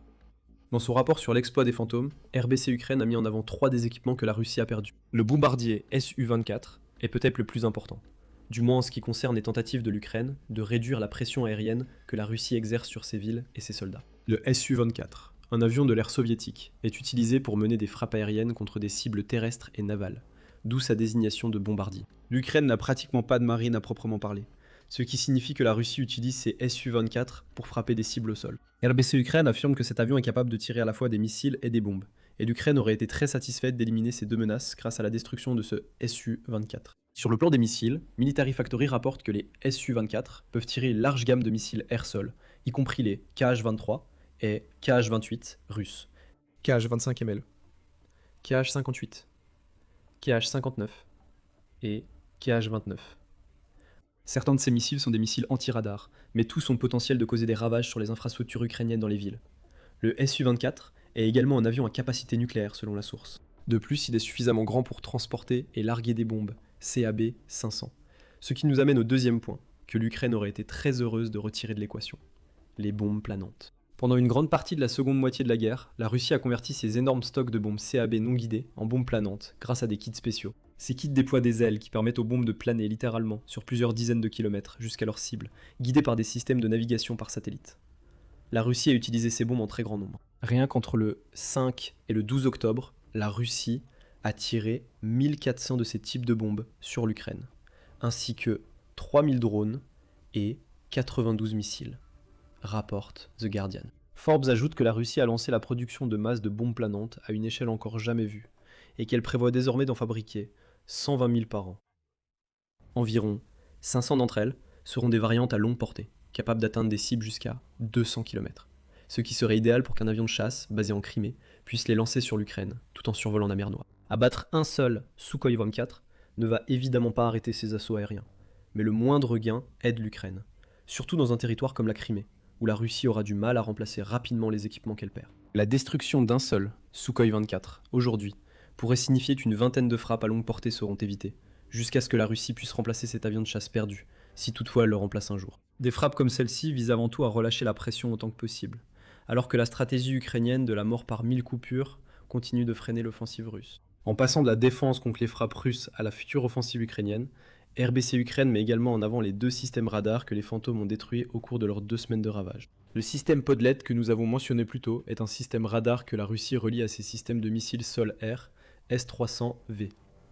Le radar joue un rôle assez simple, puisqu'il détecte et suit des cibles aériennes en approche. Ces données sont transmises au S-300, qui tire le missile sur les cibles. Vous pouvez déjà deviner pourquoi détruire un Podlet est une grande victoire pour l'Ukraine. Sans ce système radar, toutes les défenses aériennes S-300, qui étaient reliées au Podlet, fonctionnent désormais à l'aveugle. Ils n'ont aucune information sur ce que l'Ukraine envoie, dans la partie de l'espace aérien de Crimée, où le Podlet a été perdu, ce qui ouvre la porte à l'Ukraine pour lancer encore plus de drones et de missiles. C'est peut-être pour cela que nous avons vu si peu de résistance contre les drones ukrainiens, dans la vidéo du renseignement militaire ukrainien. Si les fantômes ont d'abord détruit le Podlet, et il est probable qu'il l'ait fait, alors toutes les défenses aériennes que la Russie a déployées en Crimée auraient été rendues inutiles. Ensuite, il y a la station radar, Kasta 2E2. Elle remplit une fonction similaire à celle du Podlet, bien que celle-ci soit une station radar à balayage circulaire, capable de détecter, suivre et même identifier des cibles aériennes. Elle est même spécialisée dans le suivi des cibles volant à basse altitude, ce qui correspond parfaitement aux drones ukrainiens. Rester près du sol rend la détection des drones ukrainiens beaucoup plus difficile pour les défenses aériennes russes, comme expliquait un rapport russe de décembre 2023, partagé par Forbes. Le rapport portait sur le système de défense aérienne Tor de la Russie, y compris que l'expérience pratique des tirs expérimentaux sur de petites cibles avec le Tor montre la faible efficacité de leur destruction. Les principales raisons de cela sont l'imperfection du système de contrôle de détonation de la tête de guerre du missile sol-air, ainsi que les grandes erreurs dans le suivi des cibles et le guidage du missile sur les drones de petite taille. Des systèmes comme le Castor 2E2 sont censés surmonter ces faiblesses de la défense aérienne face aux drones. En effet, RBC Ukraine affirme que cette station radar peut détecter les drones, les missiles de croisière et même les avions, capables de se confondre avec le relief. Le Castor 2E2 est extrêmement important pour la Russie, notamment parce que les données recueillies par le système peuvent être transmises aussi bien au système de défense aérienne au sol qu'à l'armée de l'air russe. Cela rend le radar utile à la fois pour l'offensive et la défense, ce qui en fait une cible de plus grande valeur que le Podlet que nous avons mentionné précédemment.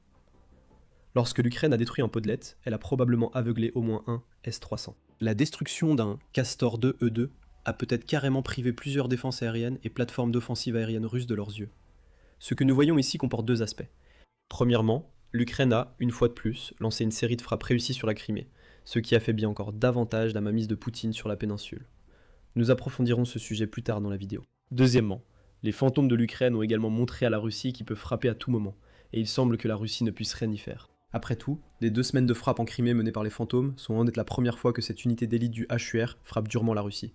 Il y a eu de nombreuses autres occasions. En août dernier, RBC Ukraine a rapporté que le HUR avait réussi à détruire un système radar 91N6E en Crimée. Ce système est utilisé par les défenses aériennes S-400 de la Russie pour localiser et suivre des cibles, tout comme les autres radars que nous avons mentionnés. Et il est parti en flammes grâce à une attaque qui s'est avérée plus tard avoir été menée par l'unité des fantômes du HUR.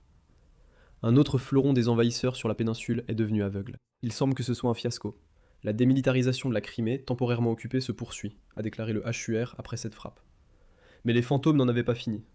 Ils ont hanté les forces russes en Crimée, jusqu'à la veille du jour, où les détails de l'opération de 2 semaines de l'unité ont été partagés. Le 4 décembre, RBC Ukraine a également rapporté une autre frappe fantomatique, cette fois menée contre l'un des chasseurs MiG-29 de la Russie. Comme le Su-24, dont nous avons parlé plus tôt, le MiG-29 peut lancer une série de missiles, ce qui en fait un atout très dangereux pour la Russie en Crimée. Ces missiles peuvent être lancés de très loin, derrière les lignes de front, pour frapper les villes et les infrastructures de l'Ukraine. Le HUR ne laissait aucun doute sur ce qu'il a accompli, en partageant une vidéo où ses drones ont touché directement le MiG-29 ainsi qu'une autre cible. Cette attaque ne figurait même pas dans la liste des cibles que les fantômes ont détruites lors de leur offensive de 2 semaines. Il semble que la Russie est un problème spectral en Crimée, à la fois par le nom et par l'incapacité apparente de la Russie à voir ou à atteindre la moindre des armes que les fantômes utilisent. Les fantômes, ainsi que le reste du HUR et les nombreuses autres unités ukrainiennes qui ont frappé la Crimée au cours des dernières années, participent à ce que le Kiev Post qualifie de démilitarisation systématique de la péninsule de Crimée. Les moyens aériens, logistiques, énergétiques et autres ressources militaires figurent tous à l'ordre du jour en Crimée, ce qui nous ramène à la première chose que nous avons mentionné avoir vue en Crimée il y a un instant. Poutine est en train de perdre son emprise sur la Crimée. Du point de vue ukrainien, c'est précisément ce que le pays et son président, Volodymyr Zelensky, essaient de réaliser depuis que l'Ukraine a acquis la capacité de mener des frappes à longue portée en Crimée. La péninsule est une priorité pour l'Ukraine, depuis que la Russie l'a annexée en 2014. Et comme le rapporte la BBC, l'Ukraine n'y renoncera jamais. Une partie de la raison est d'ordre juridique. La constitution de l'Ukraine stipule que le président ukrainien n'est pas autorisé à céder une quelconque partie du territoire souverain du pays. Zelensky l'a souligné en 2025, déclarant « Il n'y a rien à discuter ici. C'est contraire à notre constitution. Lorsque le président américain Donald Trump a commencé à évoquer l'idée que l'Ukraine cède la Crimée à la Russie dans le cadre d'un accord de paix, bien sûr, les constitutions peuvent être modifiées. Cela s'est déjà produit de nombreuses fois auparavant. Mais l'Ukraine n'est pas disposée, et beaucoup diraient qu'elle ne devrait pas l'être, à remettre la Crimée à la Russie. D'une certaine manière, des exploits comme ceux récemment réalisés par l'unité fantôme du HUR rappellent à Poutine que l'Ukraine n'a pas abandonné la Crimée. En fait, non seulement l'Ukraine n'a pas abandonné la péninsule annexée, mais elle travaille sans relâche pour rendre la Crimée aussi stratégiquement insignifiante que possible, dans le contexte plus large de la guerre en Ukraine dans son ensemble. L'Ukraine ne peut pas mener une contre-invasion terrestre de la Crimée pour reprendre ce territoire. L'Atlantic Council l'a souligné en juin 2023, notant qu'il serait militairement insensé pour l'Ukraine de tenter une campagne terrestre, même lorsque sa contre-offensive était en cours à l'époque. Les forces terrestres ukrainiennes seraient décimées lors d'une telle offensive, car le pont terrestre qui relie la partie continentale de l'Ukraine est si étroit qu'il permettrait à la Russie de dévaster les troupes ukrainiennes en progression à l'aide de drones, d'artillerie, de frappes aériennes et de nombreux autres types d'armes. Au lieu de cela, l'Atlantic Council a soutenu en 2023 que l'Ukraine est suffisamment intelligente pour comprendre que la véritable valeur stratégique de la Crimée pour la Russie réside dans le port le plus important de la péninsule,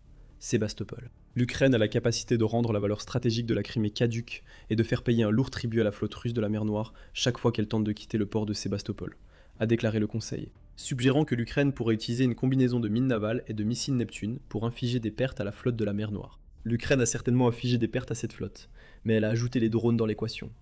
Près de 2 ans et demi plus tard, et l'Ukraine a atteint son objectif de rendre Sébastopol pratiquement inutile pour la Russie. En juillet 2025, RBC Ukraine a rapporté que des groupes partisans opérant à l'intérieur de la Crimée avaient réussi à prendre des photos montrant qu'un port, censé donner un avantage majeur à la Russie en Ukraine, était pratiquement vide de navires de guerre. Tout cela est important dans le contexte de ce que l'unité fantôme ukrainienne doit accomplir, car cela signifie que l'Ukraine a pratiquement retiré la Crimée du combat d'un point de vue stratégique. Elle continuera bien sûr à surveiller les ports de la péninsule, et elle fera rapidement regretter à la Russie toute tentative de ramener ses navires de guerre à Sébastopol. Avec ce port désormais presque inutile, l'Ukraine peut concentrer davantage ses efforts sur la prochaine étape de la reconquête de la Crimée, à savoir la destruction des défenses aériennes et des moyens aériens russes. C'est ce que 2 semaines d'attaque des unités fantômes ont permis d'accomplir, et c'est ce que l'Ukraine fait depuis des mois en Crimée. À chaque station radar détruite, un nouveau couloir aérien s'ouvre pour les drones ukrainiens. Chaque avion de chasse détruit est un appareil qui ne peut plus lancer de missiles ni de bombes sur le continent. Petit à petit, l'Ukraine érode la puissance militaire de Poutine en Crimée, desserrant ainsi l'emprise du dirigeant russe. Et elle y parvient sans avoir à sacrifier de soldats ukrainiens dans une attaque terrestre. Il n'y aura pas de contre-invasion en Crimée. Zelensky a lui-même déclaré cela en répondant aux propos de Trump selon lesquels l'Ukraine ne dispose pas des armes nécessaires pour reprendre la Crimée par la force. En avril, le président ukrainien a dit « C'est vrai ce que dit le président Trump. Je suis d'accord avec lui sur le fait que nous n'avons pas actuellement assez d'armes. Des armes précisément, pas des personnes, car notre peuple est plus important. C'est la chose la plus importante. Mais il n'est pas vrai de dire que nous n'avons pas d'armée. Si c'était le cas, cela voudrait-il dire que la campagne de l'Ukraine en Crimée ne sert à rien ? Pas du tout. Comme l'a souligné Zelensky, l'objectif de l'Ukraine est d'affaiblir la mainmise de Poutine sur la Crimée, tout en insistant auprès de l'Occident sur le fait qu'il faut exercer davantage de pression diplomatique et économique pour forcer cette emprise à se relâcher. C'est l'aspect sous-estimé du contrôle de la Russie sur la Crimée. Ce contrôle nécessite des ressources, à la fois humaines et financières. La Russie a déplacé jusqu'à 800 000 Russes supplémentaires en Crimée depuis 2014, rapporte le Kievan Independent. Même avant le début de la guerre en Ukraine, des médias comme la Jamestown Foundation soulignaient que la Russie injectait des milliards de dollars en Crimée pour soutenir le budget de la péninsule. Rien qu'en 2021, la Russie prévoyait de dépenser 1,5 milliard de dollars en Crimée, ce qui représentait 68% du budget de la région, simplement pour maintenir la péninsule à flot financièrement. Ajoutez à cela tout le matériel militaire qui a été stationné et détruit en Crimée, et vous obtenez une facture très salée pour Moscou. C'est justement le but de ce que les fantômes ont fait. Chaque dollar supplémentaire que la Russie doit dépenser en Crimée pour renforcer la péninsule, avec de nouvelles armes et des défenses aériennes, c'est de l'argent que Poutine ne peut pas dépenser pour des armes destinées au territoire continental ukrainien. Et Poutine ne peut pas simplement arrêter d'envoyer plus d'armes en Crimée. Les 1,6 million de Russes qui y vivent actuellement se sentiraient abandonnés.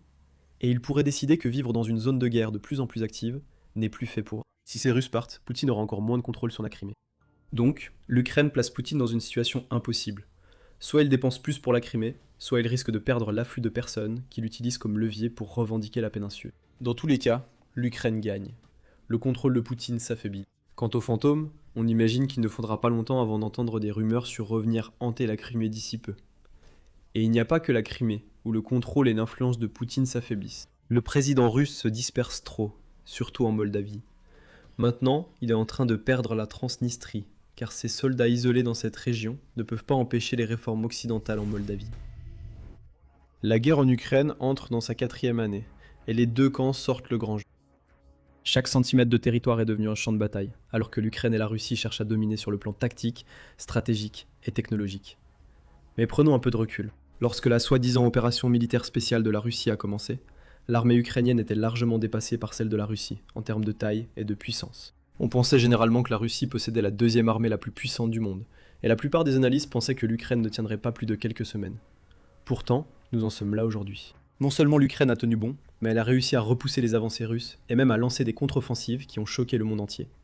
Comment cela a-t-il pu arriver ? Comment l'Ukraine, considérée comme l'outsider, a-t-elle réussi à tenir tête à une superpuissance mondiale ? Dans cette vidéo, nous allons revenir sur les premiers jours de la guerre, les tactiques et stratégies cruciales qui ont permis à l'Ukraine de survivre, ainsi que les avancées qui ont changé le cours des événements. Mais d'abord, voyons à quel point l'écart militaire était immense lorsque la guerre a commencé. Un rapport de CNN, daté du 25 février 2022, fournit certaines des estimations les plus précises de la puissance militaire de la Russie et de l'Ukraine à cette époque. Les effectifs actifs de la Russie étaient estimés à environ 900 000 soldats, contre 196 000 pour l'Ukraine, ce qui lui donnait environ 4 fois et demi plus de soldats engagés dans le conflit à venir. Peut-être que la plus grande disparité en termes de main-d'œuvre se trouvait dans les forces aériennes, où la Russie surpassait l'Ukraine avec un rapport d'environ 5 contre 1, soit 165 000 contre 35 000 membres du personnel au total. Il est à noter que la Russie n'a pas, et ne pouvait pas, rassembler toutes ses forces pour entrer en Ukraine au début de l'invasion. Au lieu de cela, le rapport suggérait qu'entre 160 000 et 200 000 soldats, sur les 300 000 membres des forces terrestres du pays, ont été utilisés pour l'invasion. De l'autre côté du conflit, l'Ukraine a déployé environ 120 000 fantassins. En somme, bien que l'Ukraine ait été gravement en difficulté au début de la guerre, la Russie n'a en réalité pas tout donné, contrairement à ce qui avait souvent été suggéré. Cela s'explique en partie par la logistique et l'histoire. Pour faire simple, une partie de l'armée russe est composée de conscrits obligatoires, c'est-à-dire des soldats enrôlés à intervalles réguliers pour servir pendant des périodes plus courtes que les soldats sous contrat. Selon ce précédent, les conscrits ne peuvent pas être déployés en dehors du territoire russe, une conséquence de la précédente guerre soviéto-afghane dans les années 80, où les pertes soviétiques ont atteint environ 670 000 en 10 ans. Après la fin de la guerre, la population russe a exhorté le gouvernement à empêcher tout déploiement futur à l'étranger, ce qui semble s'être enraciné. Même Vladimir Poutine semble respecter ce précédent, malgré le triste bilan du pays dans le conflit en cours. Mais peut-être que la principale raison pour laquelle la Russie n'a pas envoyé toute son infanterie en Ukraine est davantage liée à ses tactiques et plans précédents. On pourrait dire que la guerre en Ukraine est une escalade, voire une progression naturelle d'un conflit qui a commencé il y a plus de 10 ans avec l'annexion de la Crimée par la Russie. Et lors de cet événement, la Russie a réussi à prendre le contrôle d'une des régions de l'Ukraine, sans presque tirer un seul coup de feu. Au lieu de cela, l'armée russe a mené ce qui était essentiellement un coup d'état militaire, en envoyant des troupes d'élite à l'aéroport de Sébastopol, surprenant ainsi l'armée locale et les défenses nationales. Ensuite, l'armée russe a pris le contrôle du gouvernement local, a remplacé la direction par des loyalistes russes, et a lancé un référendum factice qui a poussé la Crimée à rejoindre la Fédération de Russie. En 2014, la Russie a utilisé la crise politique et les troubles civils comme toile de fond pour l'incursion, ce qui a permis de neutraliser les réponses potentielles de l'Ukraine et d'accélérer le processus. Lorsque la Russie a annoncé le début de l'opération militaire spéciale en février 2022, Poutine a tenté de répéter la même tactique. Cette fois, il visait la tête du gouvernement de tout le pays, à Kiev. Dans l'esprit de Poutine, la Russie avait déjà un droit sur l'Ukraine, à la fois sur le plan politique et culturel, et le peuple ukrainien aurait dû être ravi de rejoindre à nouveau la fédération. Il croyait que le cœur du pays n'opposerait guère plus qu'une résistance symbolique. Même si de nombreuses administrations et organismes indépendants ont publié des plans suggérant que la Russie se préparait à une invasion, Poutine pensait qu'un avertissement préalable pousserait simplement l'Ukraine à déplacer la majorité de ses forces vers la région contestée du Donbass, plutôt que de renforcer Kiev. Il n'avait que partiellement raison. Le premier jour de la guerre, la Russie a lancé une attaque en 2 axes contre Kiev, avec un petit contingent de forces spéciales militaires russes à bord d'environ 34 hélicoptères, constituant la première équipe d'assaut à approcher la capitale ukrainienne par les airs. La mission de ces 200 à 300 soldats était de prendre le contrôle de l'aéroport de Hostomel, le plus grand aéroport desservant Kiev, et doté d'une capacité importante pour accueillir des transports militaires. L'attaque viendrait de la Biélorussie, ou plus précisément de Minsk, qui ne se trouvait qu'à environ 1 heure de Kiev par les airs. À peu près au même moment, la Russie a lancé son offensive terrestre depuis la Biélorussie, et la Russie tentant de faire avancer ses unités mécanisées jusqu'à l'aéroport, le plus rapidement possible. Le plan s'est transformé en désastre dès le départ. L'invasion aérienne était pratiquement vouée à l'échec, car les forces russes ont subi des pertes importantes avant même d'avoir réussi à atterrir près de l'aéroport et à commencer à se battre pour l'occuper. Les troupes ukrainiennes ont barricadé la piste, empêchant tout avion de l'utiliser pour l'invasion initiale. Les maigres défenses antiaériennes de l'aéroport ont réussi à abattre au moins 4 appareils, avant que les Ukrainiens ne soient submergés et ne soient forcés soit de se rendre, soit de battre en retraite. Malgré cela, les Ukrainiens ont réussi à retarder l'occupation de l'aéroport par les Russes pendant quelques heures, ce qui leur a laissé suffisamment de temps pour acheminer certaines de leurs propres forces mécanisées depuis les environs. Les forces russes qui devaient arriver par voie terrestre ont été fortement retardées. Poutine avait prévu cette éventualité, en envoyant soi-disant entre 1000 et 5000 soldats par transport aérien. Cependant, l'armée ukrainienne a de nouveau bombardé la piste, la rendant complètement inutilisable et forçant les renforts prévus à battre en retraite. Avec un aéroport occupé qu'ils ne pouvaient pas utiliser et des troupes au sol qui ont rencontré bien plus de résistance que prévu, les soldats russes n'ont pas su s'adapter à la nouvelle situation. Ce qui nous amène à la disparité d'équipement entre la Russie et l'Ukraine, et à la manière dont cette dernière a réussi à la contourner. Peut-être que l'avantage le plus notable que la Russie avait sur l'Ukraine au début de la guerre était son impressionnant arsenal de véhicules. La Russie disposait d'environ 15 900 véhicules blindés de combat, contre 3300 pour l'Ukraine, d'environ 10 fois plus d'avions militaires, et d'environ 17 fois plus d'hélicoptères. Mais aucun de ces atouts ne finirait par compter sur le long terme. Bien que la Russie disposait d'un arsenal de chars nettement plus important, ceux-ci ont été fortement sous-utilisés au début de l'invasion. Les troupes russes ont avancé trop rapidement pour leur propre bien au début de la guerre, l'armée tentant de prendre le contrôle de l'Ukraine sur pratiquement 3 fronts à la fois. Les chars étaient les véhicules militaires les plus rapides, car les escouades de chars n'avaient généralement pas de véhicules de soutien, ni d'infanterie pour les ralentir. Cela finirait par causer leur perte. Sans un soutien anti-aérien clé à proximité, les chars russes pouvaient être pris pour cible par l'artillerie et les drones ukrainiens, ce qui allait avoir des conséquences dévastatrices. Les chars de combat principaux russes, les T-80 et T-90, tirent leur lignée des conceptions soviétiques de la fin de la Seconde Guerre mondiale. La doctrine militaire russe mettait l'accent sur la production de chars plus petits, plus légers et plus maniables que leurs homologues occidentaux. Cette conception les rendait plus difficiles à atteindre sur le champ de bataille, mais impliquait des compromis en termes de puissance et de survivabilité par rapport aux véhicules lourdement blindés de l'OTAN. Pour obtenir un profil plus compact, les chars russes utilisaient un système de chargement automatique qui supprimait le besoin d'un troisième membre d'équipage. Cependant, cette conception engendrait également des vulnérabilités critiques. Le système de chargement automatique stockait les munitions dans un anneau autour de la tourelle, qui comportait des zones avec un blindage minimal. Pour aggraver ce problème, la taille réduite du char signifiait que des munitions supplémentaires étaient souvent stockées de manière désordonnée dans la coque et la tourelle, en dehors des compartiments fortement blindés. Ce manque de compartimentation rendait les chars russes particulièrement vulnérables aux explosions catastrophiques. Des munitions perforantes ou des mines anti-chars, qu'elles frappent par le dessus ou par le dessous, pouvaient enflammer les munitions de réserve, déclenchant une réaction en chaîne connue sous le nom d'effet diable à ressort. Ce défaut a persisté à travers les conceptions de chars soviétiques et russes, y compris les T-90M. Le T-90M tente de remédier à ce problème avec des dispositifs de sécurité modernisés, comme le stockage de la plupart de ses munitions de réserve à l'arrière de la tourelle avec des panneaux de surpression, à l'image des chars occidentaux. Cependant, la question de savoir si ces changements permettent réellement de pallier les défauts de conception reste débattue. Bien que contrariée par le fait que l'invasion aérienne initiale de Kiev ne se soit pas déroulée comme prévu, la Russie conservait tout de même un avantage numérique important près de la capitale ukrainienne. Cependant, l'armée russe commet une série d'erreurs logistiques et tactiques depuis le début de l'invasion. Tout d'abord, il y a eu l'échec de l'invasion aérienne de Hostomel. Il n'y avait pratiquement aucune raison de croire qu'une stratégie aussi audacieuse donnerait réellement des résultats positifs. Poutine avait déjà utilisé la même manœuvre pour occuper la Crimée, donc la répéter à plus grande échelle contre le même pays moins d'une décennie plus tard semblait totalement en décalage avec le profil pour un dirigeant supposément calculateur qui avait aussi servi au KGB.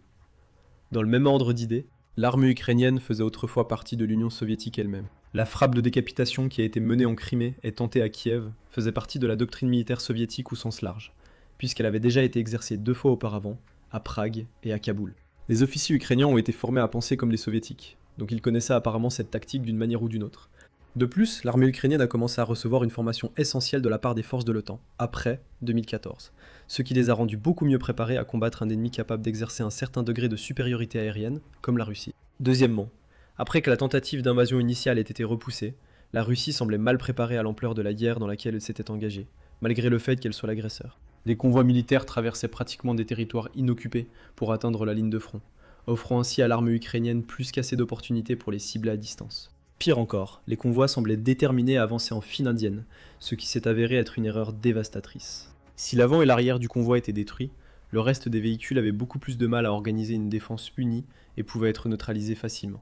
L'Ukraine a réussi à détruire un convoi de 100 véhicules en utilisant précisément cette stratégie, montrant à quel point la Russie s'est trompée dans sa planification tactique. Troisièmement, la Russie n'a jamais réussi à encercler Kiev de tous les côtés. Le sud de la ville est resté ouvert au renfort, permettant à l'armée ukrainienne de maintenir un approvisionnement régulier en munitions et en équipement militaire entrant et sortant de la ville. De plus, l'armée ukrainienne pouvait attaquer des envahisseurs russes par l'arrière, les prenant ainsi en tenaille contre la ville. Pendant ce temps, la zone au nord de la ville est dominée par le fleuve Dnipro et ses affluents, qui étaient contrôlés par une série de barrages hydroélectriques et d'irrigation. Les Ukrainiens ont ouvert plusieurs de ces barrages, modifiant radicalement le paysage autour de leur capitale, avec l'entrée de la ville pratiquement coupée par le fleuve et peu de points d'accès restant au nord-ouest. Où les affluents du Dnipro étaient inondés, la Russie a soudainement eu beaucoup plus de mal à acheminer de nouveaux approvisionnements vers cette partie de la ligne de front. Quatrièmement, les Ukrainiens bénéficiaient en réalité du soutien de l'OTAN, bien avant le début officiel de la guerre. Après l'annexion de la Crimée, l'Ukraine s'est attelée à la modernisation de son armée, ce qui comprenait également une collaboration étroite avec l'OTAN pour obtenir du matériel plus moderne. Dans ce cadre, l'OTAN a également fourni des renseignements militaires essentiels sur les mouvements russes autour de l'Ukraine, ce qui s'est avéré suffisant pour développer un système d'alerte précoce pour l'OTAN et l'Ukraine en cas d'attaque russe potentielle. Et bien que nous ayons longuement discuté de la façon dont l'Ukraine a reçu du matériel de pointe de l'OTAN pendant la guerre, et que nous en mentionnerons certains un peu plus tard, les premiers dons ont en réalité commencé bien avant février 2022. Une déclaration publiée par des responsables américains et ukrainiens en 2018, soit 4 ans avant l'invasion, comprenait une annonce selon laquelle les États-Unis fournissaient des systèmes anti-chars Javelin. Dans le même ordre d'idées, le Royaume-Uni a commencé à envoyer des missiles anti-chars NLAW à l'Ukraine en janvier 2022, soit un mois seulement avant le début de l'invasion. Cela signifiait que l'Ukraine se préparait déjà à protéger son territoire, et que la guerre qui a suivi était probablement considérée comme imminente par toutes les parties impliquées. Les javelins et les NLAW se sont révélés aussi déterminants que les tactiques ukrainiennes, car ils pouvaient frapper les véhicules militaires russes à distance et exercer une pression considérable sur les troupes envahissantes. Confronté à de multiples revers, le siège de Kiev n'a effectivement duré qu'un mois et 2 semaines. L'armée russe s'est officiellement retirée le 8 avril 2022, et l'Ukraine a affirmé avoir libéré tout le nord de son territoire, peu de temps après. Les Russes ont été contraints de se regrouper sur le front de l'Est, dans la région du Donbass, et ils y ont rencontré un ensemble de problèmes similaires. La capitale ukrainienne n'étant plus sérieusement menacée, bien que la Russie continue d'utiliser des drones et des missiles à longue portée pour bombarder la ville tout au long de la guerre, l'Ukraine a pu déplacer la plupart de ses défenses vers l'Est. Le mois et demi supplémentaire durant lequel l'Ukraine a survécu à l'invasion a également permis à l'OTAN de commencer à envoyer plus d'équipements. Cela comprenait un mélange d'armes de l'époque soviétique, que les pays de l'OTAN et leurs alliés avaient en stock, comme des T-72 modifiés. La Pologne, les Pays-Bas, le Danemark, les États-Unis et la République tchèque ont fait don d'environ 470 chars, révisés ou modifiés, avec lesquels l'Ukraine avait déjà de l'expérience. Des armes plus modernes, comme les nouveaux modèles d'artillerie, allaient s'avérer tout aussi dévastatrices dans la région du Donbass. En réalité, les pays de l'OTAN ont commencé à utiliser la guerre en Ukraine pour tester leurs armes les plus récentes dans des situations réelles. Malgré l'échec de l'armée russe à élaborer des stratégies innovantes, elle disposait tout de même de certains des équipements militaires les plus modernes qui soient. Cela permettrait à l'OTAN d'obtenir des données concrètes pour concevoir et améliorer ses arsenaux. Un exemple d'équipement donné qui a commencé à changer la donne concerne un domaine dans lequel l'Ukraine était clairement désavantagée tout au long de la guerre, l'artillerie. La Russie est le plus grand producteur mondial à la fois de batteries d'artillerie, d'obusiers tractés et d'artillerie automotrice, ainsi que d'obus d'artillerie, produisant 3 fois plus que l'ensemble de l'OTAN. Cela signifiait qu'elle pouvait utiliser des tactiques basées sur la quantité pour exercer une pression importante et pénétrer en Ukraine. La France a été celle qui a apporté l'une des plus grandes ripostes à cette stratégie, du moins pendant les premiers mois de la guerre. Le César est un obusier français de 155 mm, monté sur camion, équipé d'un système avancé de conduite de tir, ou FCS. Il peut tirer 6 obus en moins de 2 minutes, avant de se repositionner rapidement pour des raisons de sécurité, bien qu'il puisse rester en position si nécessaire. Avec une capacité totale de 18 obus à bord, le César offre une agilité et une survivabilité exceptionnelles sur le champ de bataille. Avec son châssis à roues 6x6 ou 8x8, l'ensemble du système est plus rapide, plus maniable et plus résistant au choc qu'un obusier chenillé, comme ceux utilisés par les États-Unis et la Russie. De plus, le système de conduite de tir numérique, la cadence de tir rapide et les temps de déploiement et de redéploiement courts permettent au César d'entrer et de sortir du champ de bataille à toute vitesse. L'obusier peut arriver à destination, repérer ses cibles, tirer des obus, puis repartir en quelques minutes à peine. Ajoutez à cela le fait que le César a une portée maximale d'environ 40 km, bien supérieure à celle des armes de l'époque soviétique, et vous obtenez une menace qui se situe parmi les meilleures de sa catégorie. Cela empêchera les forces russes de pouvoir lancer une contre-attaque en triangulant la source des tirs. L'avantage de portée du César serait éclipsé par l'introduction de munitions d'artillerie à statoréacteur, qui a une portée théorique approchant les 160 km. Alors que l'Allemagne et Boeing font avancer des conceptions propulsées par statoréacteur, les obus de 155 mm, actuellement fournis à l'Ukraine par Rheinmetall, ont une portée d'environ 100 km, soit 62 miles, et n'incluent pas la technologie à statoréacteur. Cependant, ces obus à portée étendue renforcent tout de même considérablement les capacités d'artillerie de l'Ukraine, les rapprochant des missiles traditionnels comme l'ATACMS en termes de portée. Le bilan du César met en avant les deux piliers de la guerre moderne, la portée et la mobilité. Tant que l'Ukraine pouvait utiliser des armes qui surpassaient les équivalents russes en portée ou en manœuvrabilité, elle pouvait garder une longueur d'avance. Mais il y avait un troisième facteur important qui a permis à l'Ukraine de prendre l'avantage, l'économie. L'Ukraine avait reçu plus de 50 milliards de dollars de dons de l'OTAN, que ce soit sous forme d'aide financière directe, d'équipements et de munitions militaires, ou d'aide humanitaire. Cela a permis au pays de concentrer ses efforts ailleurs, tout en continuant à suivre le rythme des dépenses de la Russie, qui s'élevait à environ 40 milliards de dollars en 2024.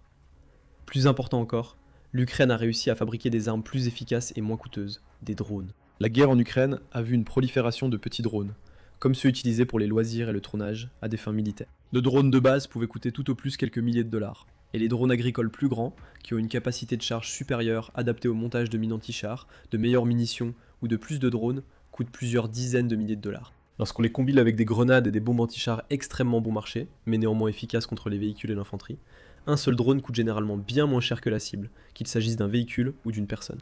Pour aggraver la situation pour la Russie, elle ne dispose pas de nombreux moyens de contrer ce type de guerre. Les techniques de brouillage ont entraîné une course aux armements technologiques entre les deux pays, dans laquelle les systèmes s'affrontaient et étaient redéveloppés mois après mois. La Russie ne pouvait utiliser que des systèmes anti-aériens dédiés, qui coûtent des centaines de milliers de dollars par missile pour abattre un drone.